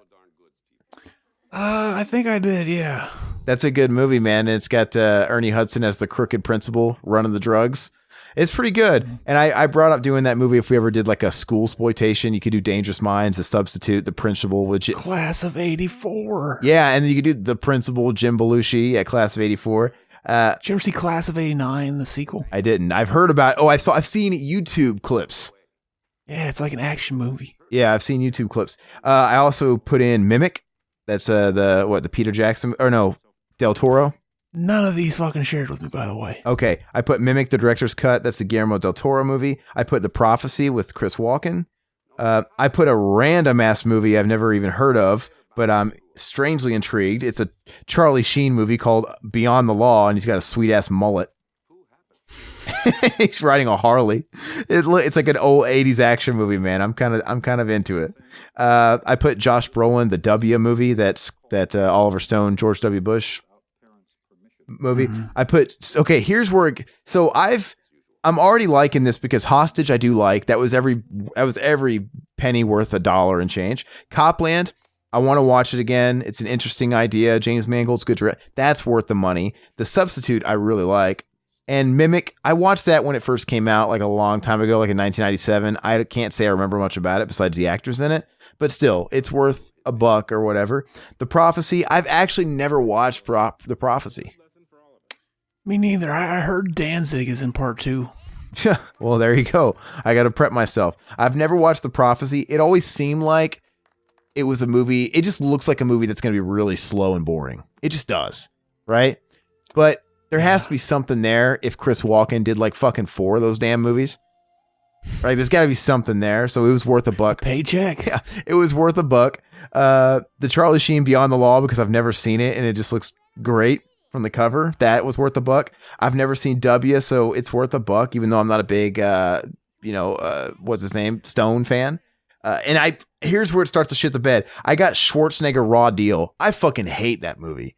But you might ask, why'd I waste the money on it? Because I don't know. I'm a glutton for punishment, I guess. But I love Schwarzenegger, and it just for $1 was worth throwing another Schwarzenegger movie in my Schwarzenegger voodoo collection. I got Maggie, that Schwarzenegger movie. That movie's not good either. Why did I do this to myself? It's not terrible. I think the idea is good. Did Mad Max or Blade Runner share? They did not. Prom Child 2? Did not. Fuck. I got the Prom Child 2 in HD, baby. I got Crying Game, which that's a classic movie but I've never seen it, and that's a movie that like was a big, huge Oscar sweeper back in the 80s. So if Mario comments on this video because Prom Child 2 was mentioned, I will come. He'll probably come back to our comments after like the first time months, like, oh, we summoned him like Candyman because we said it. But yeah, Crying Game, never seen it. Worth $1 if I've never seen it. I got that movie. Yeah, okay, let me ask you this. You're fucking this hot chick, right? And you pounded this hot chick. She hot as fuck. You fall in love with her. Then you find out she used to be a man. What do you do? You're asking me this question? It's not rhetorical. Okay. Isn't that the plot of the Crying Game? Okay, I don't think so. I think it is. Is it really? I think so. Okay, it doesn't sound like my kind of movie, but... Sorry, I just fucking ruined it for you. I just spoiled it. Are you fucking serious? Did you spoil a movie for me? I think so. You motherfucker. I'd keep fucking her. If she still had the dick, it'd be a plus. Whoa, did you really spoil like the fucking twist? I think that's just part of the plot. I don't think it's a twist. Let me see.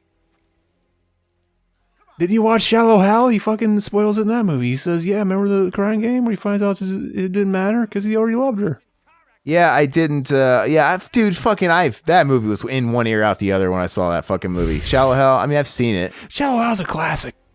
British thriller film written and directed by Neil Jordan. The film explores themes of race, gender, nationality, and sexuality against the backdrop of troubles in Northern Ireland. Okay, so I have a feeling like you ruined something in the third act with that.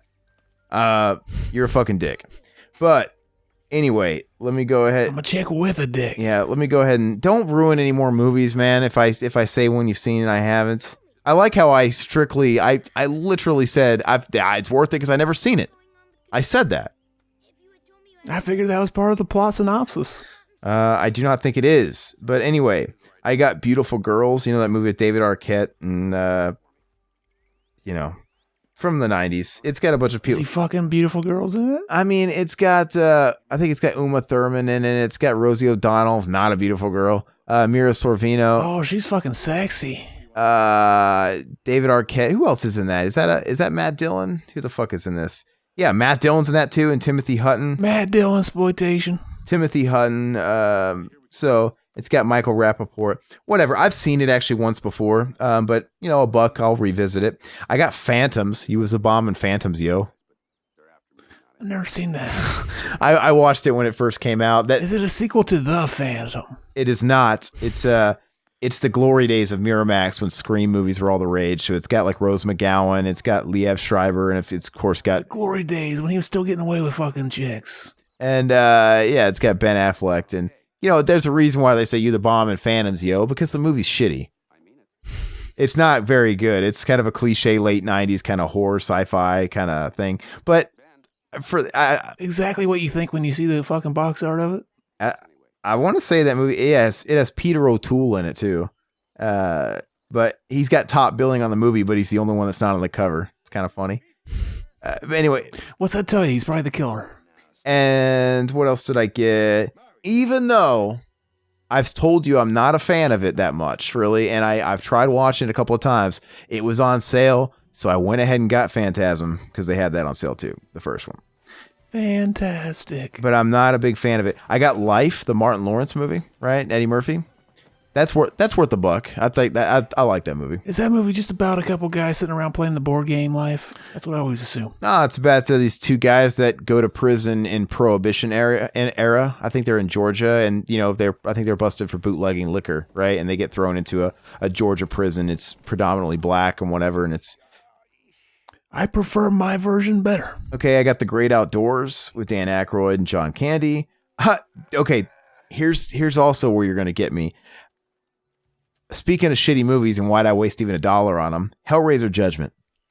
Oh, God. So I never even saw that one technically because I remember we were going to do a commentary for it, and Zach literally, this is the only time in history that we did the last one. What was the one we did before that where they replaced Pinhead the first time? We did a commentary for that one, but I remember this is the first time it's ever happened in the history of our show. Usually when we're going to record, it's not usually calculated. I'm like, hey, you want to do this movie? Whatever. That's his attitude. And we were going to do the Pinhead movie. That was the plan, Hellraiser Judgment. And we were scheduled. And then I arrived on the scene and we're getting ready to play it. And right before we're about to start recording, it's like, I can't do this movie. Because you had watched it the night before in preparation. It's like, I really don't want to do this movie. And I did want to watch it again. It's the only time he pulled his get out of jail free card. And we've never done it since. So whatever. For $1, I'm curious to see what was that bad in Zach's eyes. Because he watched a lot of shit. That's terrible. And for this movie to be the one that broke the camel's back. We'll see. I don't even remember thinking it was worse than the one we did do. I just remember I didn't feel like doing it in that fucking instance. Is it worse than the one before? I couldn't tell you. I don't fucking remember either of them now. That one with the fat pinhead. I mean, how could he be worse than that? I remember the Pinhead was a little better, but it felt like a fucking Saw reboot with Pinhead thrown in. I bet it does. The Pinhead, they got to replace him this time around. He actually makes a pretty good Pinhead. Like, if you saw him at a convention, I'd give him the cosplay award, right? Mm-hmm. And the thing is he probably plays him better than Doug Bradley can these days anyway, because Doug Bradley can't really, the makeup doesn't hide his age anymore. Yeah, they need to CGI his oldness out. Yeah, they probably do. I mean, for a while there, he was getting away with it. Like, you really couldn't tell he was aging, and he almost looks like a totally different person in all that makeup. For a while there, I was thinking, are they fucking putting like a layer of prosthetic over his face too before they apply? Hey, my meme, Beastploitation. Oh yeah, this could be a part of it. So Candyman, this movie, what else? Wicker Man remake. My Girl, Macaulay Culkin. Holy shit! Why didn't we just do Wicker Man remake tonight? Yeah, we could have. Is that in the box? It is. That would have made too much sense, though, wouldn't it have? We'll do it next time so that it'll coincide. Yeah. What the fuck, man? And we might as well make a Beastploitation and put these two in there. just for the meme. All right. I put in this movie, the Samuel Jackson movie called Reasonable Doubt, just because. I'm like, all right, if it's a movie I haven't seen, it's worth $1, right? It's whatever. I'll check it out. I was just thinking, you know what's fucking weird? Imagine being a friend of Macaulay Culkin. Imagine like talking to another friend and be like, yeah, me and Macaulay, we were doing that. Like that would have to become part of your vocabulary, me and Macaulay. Yeah, but fucking I was hanging out with Macaulay. Macaulay fucking killed it, dude. That'd be fucking weird. You'd call him Mac, though. Yeah, I'd want to call him Macaulay because it sounds funny. All right, and I got Angel Heart. That was worth $1. They had Bloodlines on sale. I bought that for $1. Hellraiser Bloodline. That's a good one, yeah.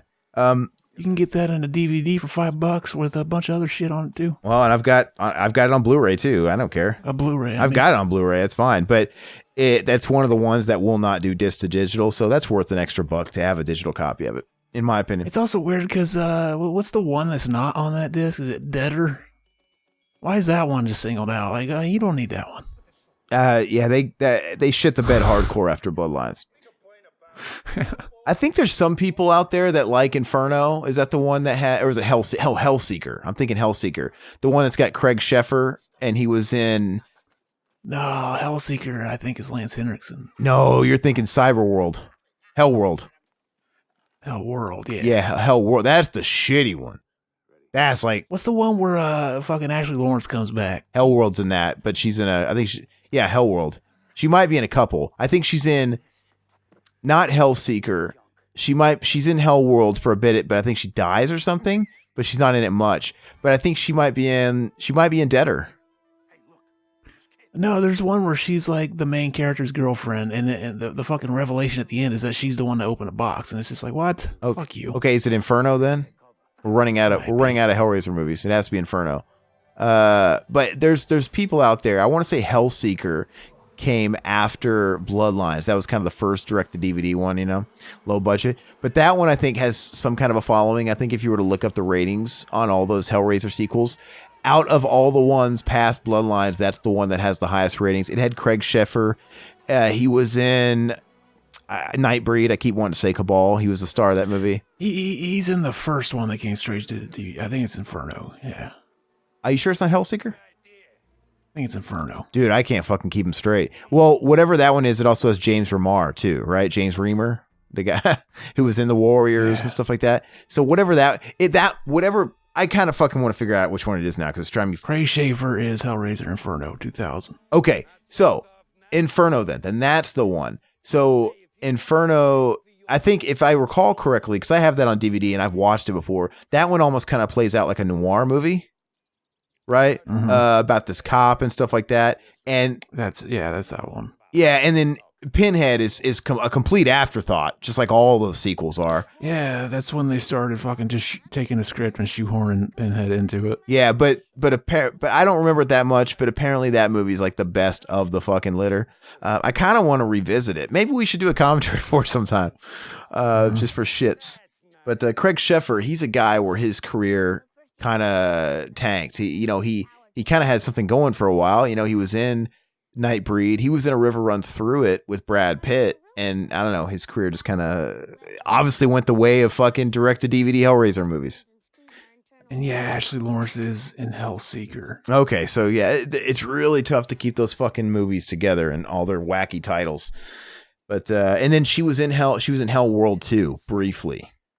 Isn't it funny that if they would have just put a fucking number, we would have remembered them better? Absolutely, it's really fucking well, and it also doesn't That's it also funny. doesn't help that starting with Bloodline, all the fucking covers are the same too. It's just like a different hue of color behind Pinhead's fucking head, right? Fucking Hell World's the worst. Hell World, it's got Pinhead closed up with the green. That one's terrible, and it's got digital Hell World font. Yeah. Inferno looks a lot like Hellraiser Bloodline, but it's like orange, right, in hue. Hellseeker's got a Pinhead head, but it's like red and black in hue. Deader has a different cover. I remember that one easily because it's got the shittiest font that a middle school kid could make, and it's got Pinhead like more zoomed out. You kind of see his hands out, and I think there's like chains and shit. It's the shittiest looking cover somehow. I put Extract in there for $1. That's a Mike Judge comedy. It's got Jason Bateman, who was in Teen Wolf 2. I remember that. I watched that when it came out. It's just okay. Never saw it again. Yeah. It's just all right. It's not great, but it's okay. But for $1, I'm like, yeah, whatever. Scary Movie 3 for some reason. I put that in there. 40 Days and 40 Nights. Remember that Josh Hartnett movie? Where he has to go 40 days and 40 nights without sex, and they're treating it like he's going through heroin withdrawals. It's ridiculous. Yeah. But I put that in there. Why was that a movie that got made? It's so stupid. I never seen it, so I'm like, this might be good for a fucking laugh or $1. I remember for some reason, like, I remember the ad campaign for that movie. Like, it was fucking Under Pressure was playing. And I just remember the trailer of it. And everything, yeah, he was overselling it. Like, come on, dude, you're not trying to kick heroin here. You're just going without sex for a little over a month. It's not a big deal. That was one of those movies where they started pimping it and like, oh yeah, watch this movie this summer. And then that summer came and it didn't come out. Oh, yeah. And then like the next year they started showing it again. It was like, it was really like did something happened that make it pulled down. And you kind of thought like when they do that, it's like, oh, I thought that movie already came and went. Yeah. And when they try and like advertise it again, you kind of feel gypped. Like, no, I feel like this should already be on video by now. I'm not going to see this. But whatever. And yeah, they started overselling in the trailers. Like everything was turning them on and was causing them to be tortured. Right. Mm-hmm. Like it's like somebody would be putting a hot dog in their mouth at a diner. Like, oh, they can't take it. Mm-hmm. I'm like, dude, just fucking go look at porn or something if that's really killing you that much. That's part of the thing. He can't jack off for 40 days, 40 nights either. He says that in the trailer. Oh, okay. Well, that makes it a little bit more realistic. I gotcha. He can't have any kind of release. I put the documentary Bully that was on sale for like $1 and change. Did you see that? Yeah, I remember that. That's a good one. It kind of makes you sad. I don't know if I really liked it, but I don't really know if I'm in a rush to watch it because it really makes you feel horrible about the world. Mm-hmm. But it's a good documentary. And it was worth $1 and change. Hesher, that's a movie that's just okay, but do you remember it? No. Joseph Gordon-Levitt, he plays a Hesher, right? The fuck is a Hesher? A Hesher's a metalhead. Oh, okay. Right? He like lives in a van. He's got long hair, scraggly. Metallica. I've never heard that. You never heard of a Hesher? No. Okay. Yeah, that's what a Hesher is. Sort of like your typical fucking 80s. Made me think of like a male gypsy.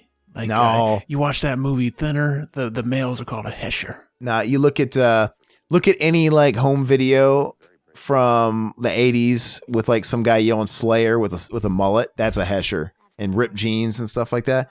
I watched it once.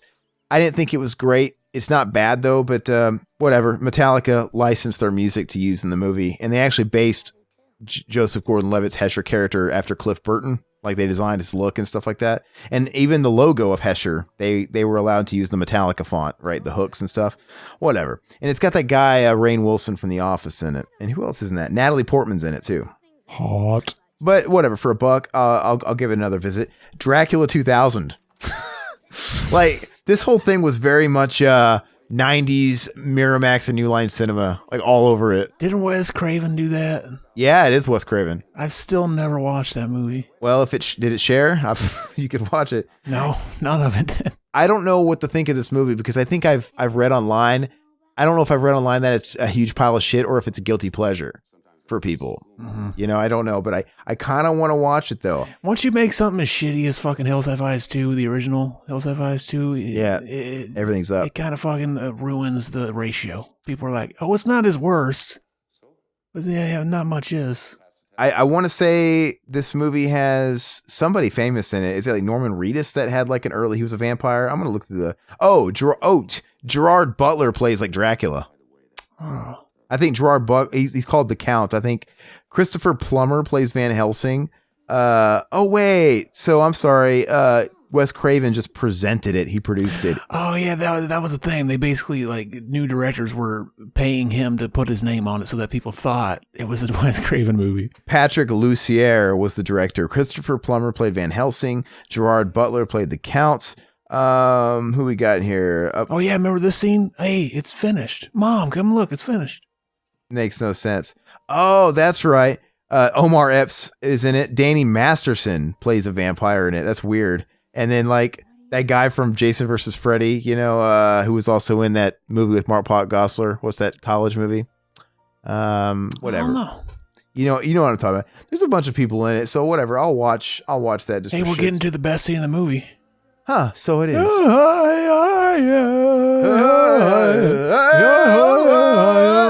know they got sued. You know they got sued by like the National like Native American Association or whatever for that song. Really? Because he was basically appropriating Native American culture. Like we didn't give you.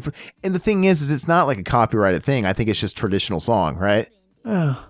It's just traditional music, and they're like, yeah, you're appropriating our culture, putting it in your fucking shitty rave music. Did they fucking they win the lawsuit? I have no idea. They shouldn't have won it. I mean, that's a great song, by the way. I can understand suing if the song sucked. Like, this song is terrible, but the song's good.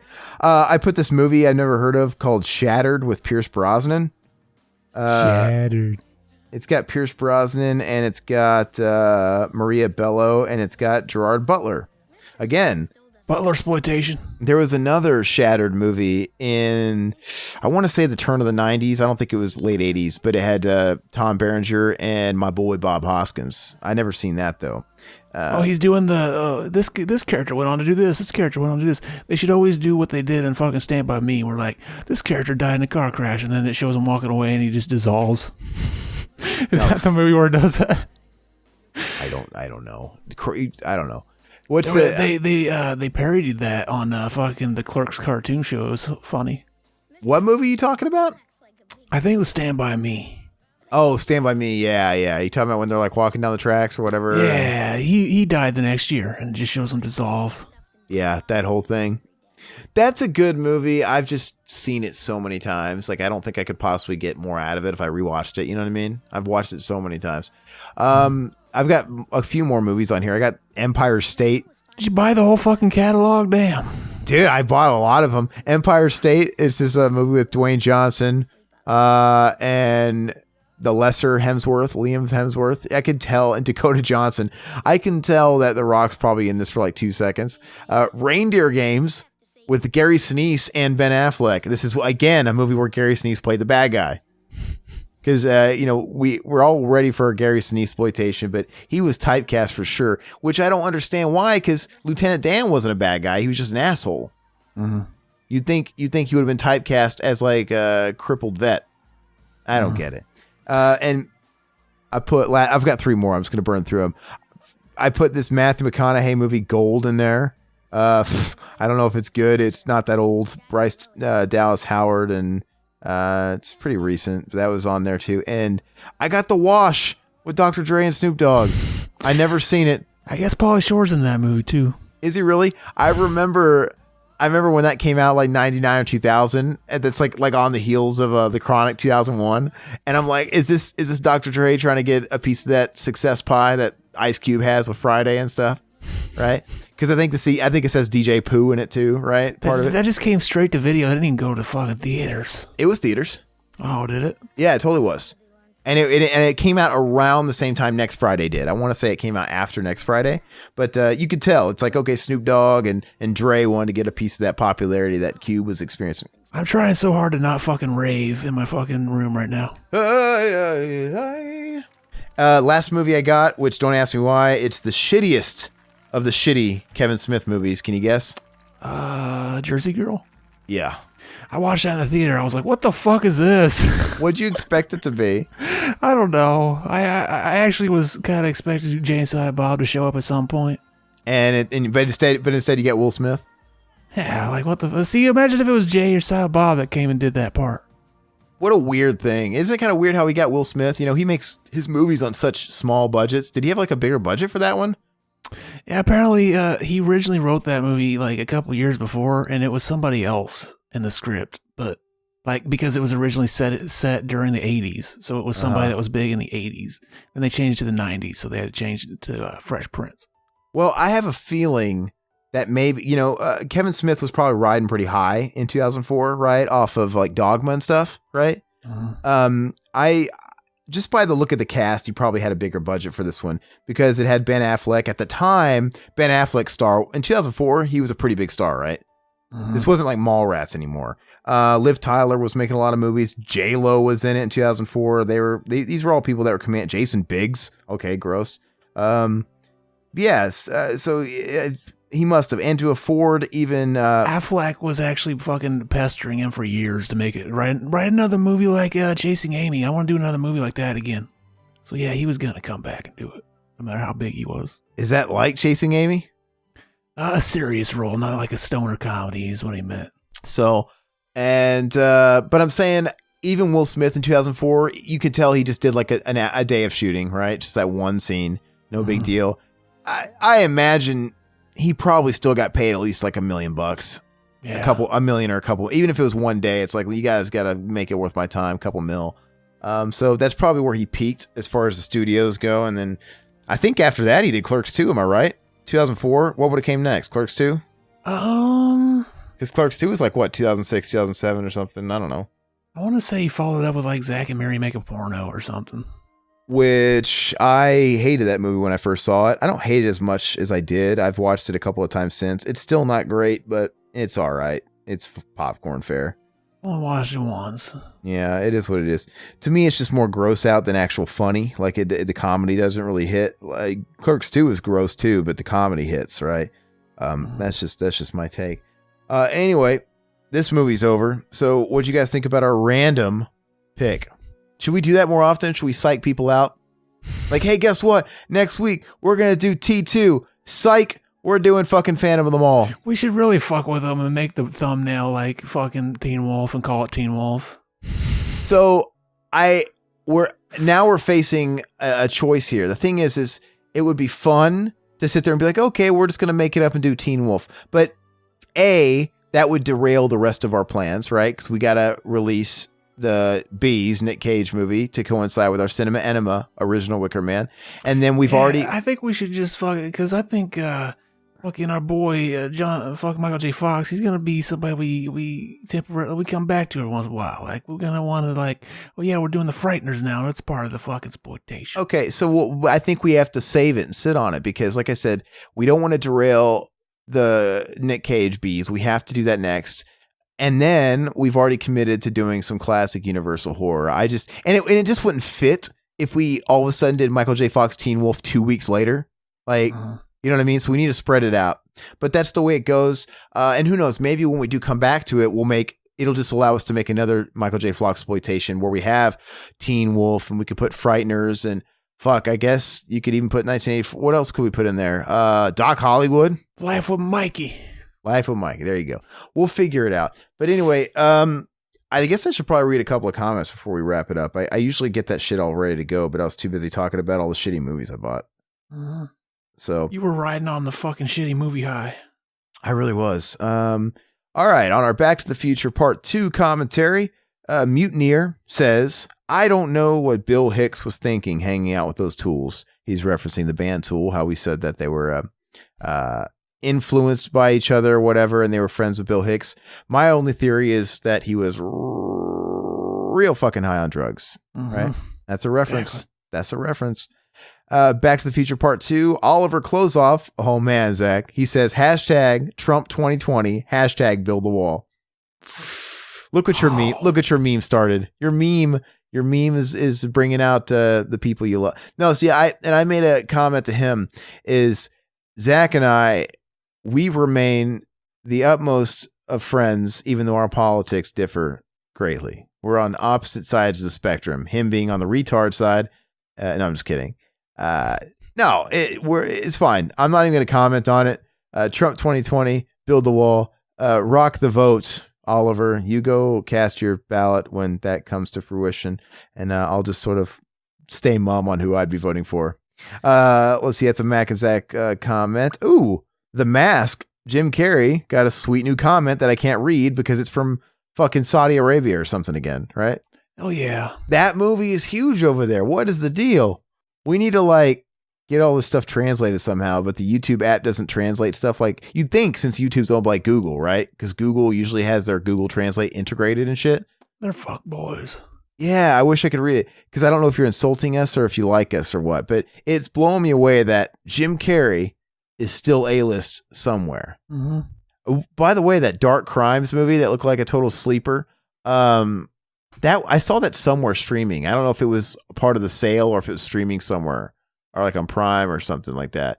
But it's tempting to watch it even though it looks like a total bore. Yeah, you said sleeper, implying that it'd be boring, but some people say sleeper as in a sleeper hit. That's a great one. Yeah. No, okay, you're right. Well, yeah, and I actually caught that after I said that, and I decided to move past it. It looks like a fucking snooze fest, but maybe I'll check it out if it's still streaming. Back to the Future Part 1 commentary, Alexander L. So, Alexander, I've noticed you've been going through a lot of our old commentaries here and commenting on a lot of them. It seems like you just discovered our channel, so thank you. Hopefully, we've officially recruited you to the cult of revival. And Back to the Future Part 1, you say, great commentary, guys. I love this movie. I think it was on another commentary with you guys that one of you said the first one has more heart. You're referring to Part 2, right? I think so. He says, I think that is why this one is the best. Yeah, some of the script is kind of strange with the mom and stuff, but still the movie has a lot of heart to it. You can really feel it. Anyways, great job. Also, please do the Universal Monster Movies commentary. I have the box set, which has 8 or so Universal movies. It would be a lot of fun. You're not the only person that's been on that Universal train, Alexander. We're definitely doing it. So this week, we just dropped Part 3, Back to the Future. And then after that, looks like we're going to have fucking Man of the House for some reason. That I have no clue. And then we're going to have Nick Cage Bees. And then we're starting the Universal exploitation. So it's going to be a few weeks before you see one, but it's going to hit you hard for about a month. Did you have something to say? So I was fucking doing my Google translation while you were on there. So the guy who put the Arabic, I got it from Arabic to English, and he wrote Pekin Pussy Sisters. Are we the Pussy Sisters? Is that really what it said? Pekin Pussy Sisters. I think he's calling us fucking Pussy Sisters. All right. Cool. That's pretty interesting. See, we should make that a shirt. Fucking Pussy Sisters. By the way, man, we got some sweet new swag available. I put up some new BTM designs. Zach cooked up a VHS logo for the BTM embossment on the front, and it's got a sweet print of the Revival House logo, circle logo on the back. They're pretty sweet. I actually ordered me a red one and a black one. And there's variant, Zach, with the black text, and I also put the white text on whatever colors they work for. But they look really fucking cool. I look forward to getting those. Alexander, you also commented on Sleepaway Camp 2, Unhappy Campers. You say, great job, guys. The movie's cheesy, but has some good kills. You can definitely tell they are breathing still. LOL. Yeah, that's part of the charm of that movie. I dig it. Yeah. I dig it, man. Alexander L., you're going to dominate some of these comments, man. Looks like, oh, I'm sorry. I almost read one of yours. So I'll skip that. He discovered Mac and Zach Save the World, too. Let's just say that. So God save him. God save him. And then 3 weeks ago, the same guy put another Arabic. Why do I keep saying Arabic fucking thing in a comment on The Mask? And for that one, he put, a rabbi is here. Maybe he's saying that he has to. We need Jesus, because maybe. I don't know what he's saying. What's it called? Oh, Arabic. It's probably the same reason. What do I say? fuck, there's something that I always say. It's one of those situations where you know what the word is, but it's like you're reading it. Your mind isn't processing it as fast as your tongue. Right. So you say, I don't know, there's a word I do that with too. And I always have to slow down before I say the word. And I'll when I figure it out here in a second, I'll say what it is. Halloween though, Alexander L, you commented on Halloween 2018. You said, LOL, he looks like Duckman. It's so true. He's talking about the kid that fucking eats it on that spike fence with the spires. Mm-hmm. Yeah, we saw him at the Kansas City Crypticon. Those kind of actors are really cool because a guy like him, he's kind of new to the acting scene. And he's young. He's a teenager. He's like, what? He looks like he's 16. And I haven't seen him in anything else. So he's the kind of guy that was showing a lot of excitement talking to everybody, right? Mm-hmm. He's just like, oh, yeah, man, I'm just happy to be here. You know, whereas he might be sitting next to fucking Kim Coates or somebody like Doug Bradley at a different convention where they're like, fuck my life. They're so jaded by the whole thing and the whole scene. Fletcher Goldie. That's a killer name, man. Shit, man. That's another Mac and Zach comment. I keep wanting to read all your Mac and Zach stuff. You guys are getting cool. You guys are getting cool feedback on that. Casey Bates, he comments on Rabbit and Videodrome, the exploited cinema. He says blessed. And I think Casey, I've seen you on the Facebook commenting on the exploited cinema uploads, basically mentioning how much you love the podcast. I think he used to be a listener back in the day. And basically he's saying we did a good thing by re-uploading them and preserving them in history. So we're glad somebody appreciates it. Lastly, Back to the Future Part 3. William Lowry, he says, after rewatching the Back to the Future trilogy recently, I've come to the conclusion that I do prefer 3 over 2. First one's the best, obviously, but I really like 3 because it does something different by going to the Old West, where technology is primitive and Doc and Marty have to work with said old tech to try and get back to the present. I like 2 and the stuff involving the future and alternate timelines, but 3 has the more interesting setting, plus it's basically Doc Brown's movie.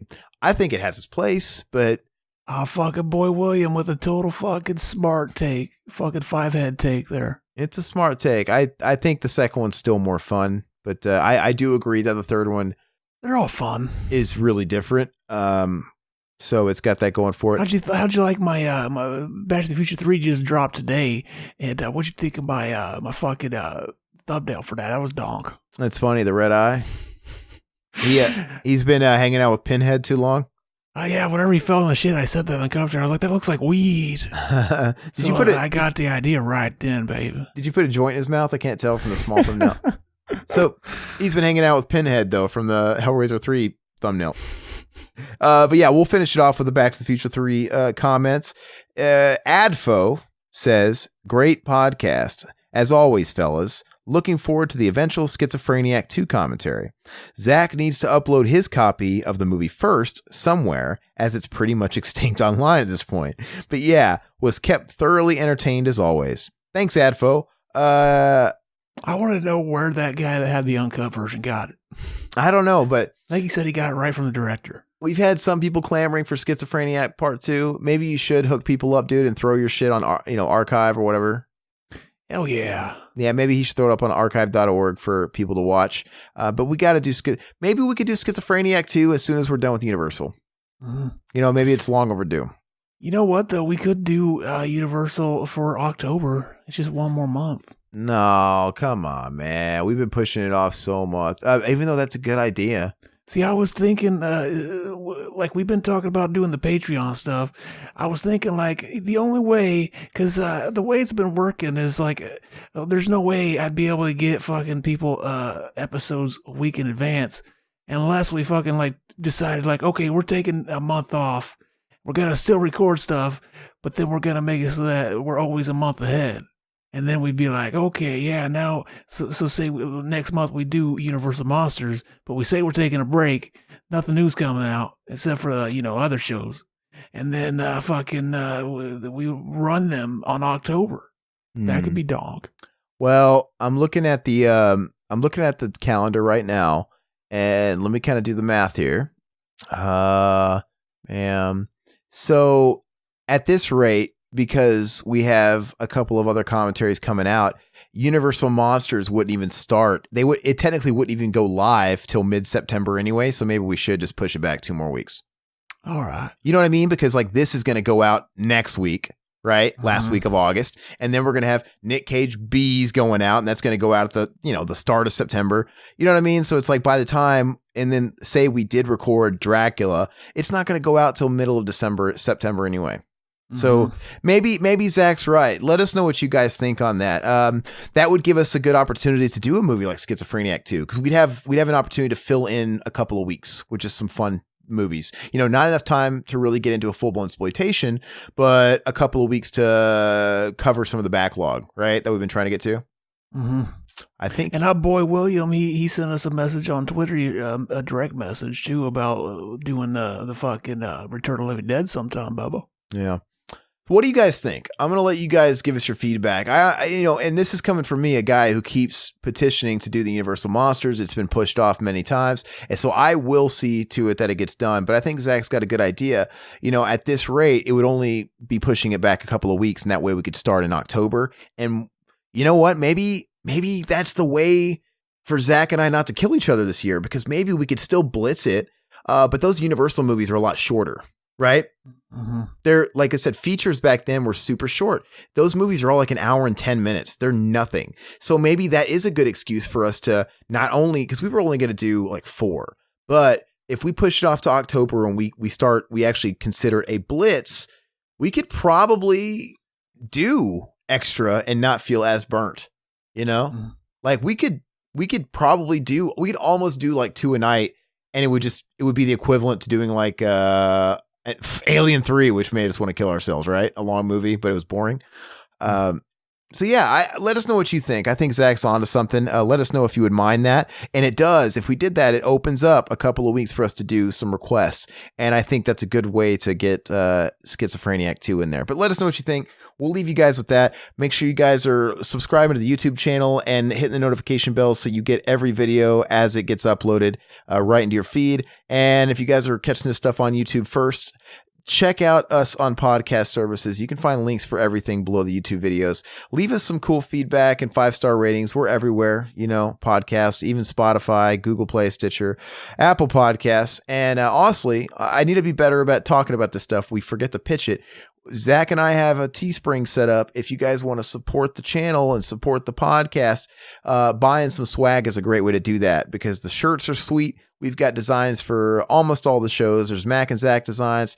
There's BTM designs. Like I said, there's some brand new ones that we just put up there this week. So check those out. They're pretty fucking sexy. We've got Revival House stuff. So, you know, stickers too. So check it out. If it tickles your fancy, order something. And I think that's all we got, man. Zach, you got anything else? Zach, is your Mac and Zach Save the World posted as of now? Hell yeah. Fucking Ghoulies. Go check it out. Shoot your gummies all over it. Check out Ghoulies, and we'll be back with more shit. You know how we roll, man. Week in, week out. We give you guys the goods. We keep you entertained. All right. Bye-bye, puppets. Later. End of the week at the Revival House. Next month's theme, you gotta figure it out. Italian zombies or Pauly Shore, a slasher with a knife and the girl next door, and 1 second in, get it all queued up and ready, hit play in 3, 2, 1. Bye bye puppets, Zach Pete and a solo cut band. Couldn't miss Cameron's love and Josh and Scott failed and Riverman's bail. Bye bye puppets.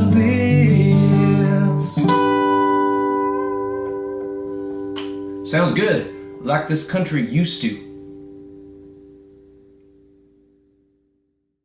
Revival House, 2019, y'all. That sounds like fire, like this country used to.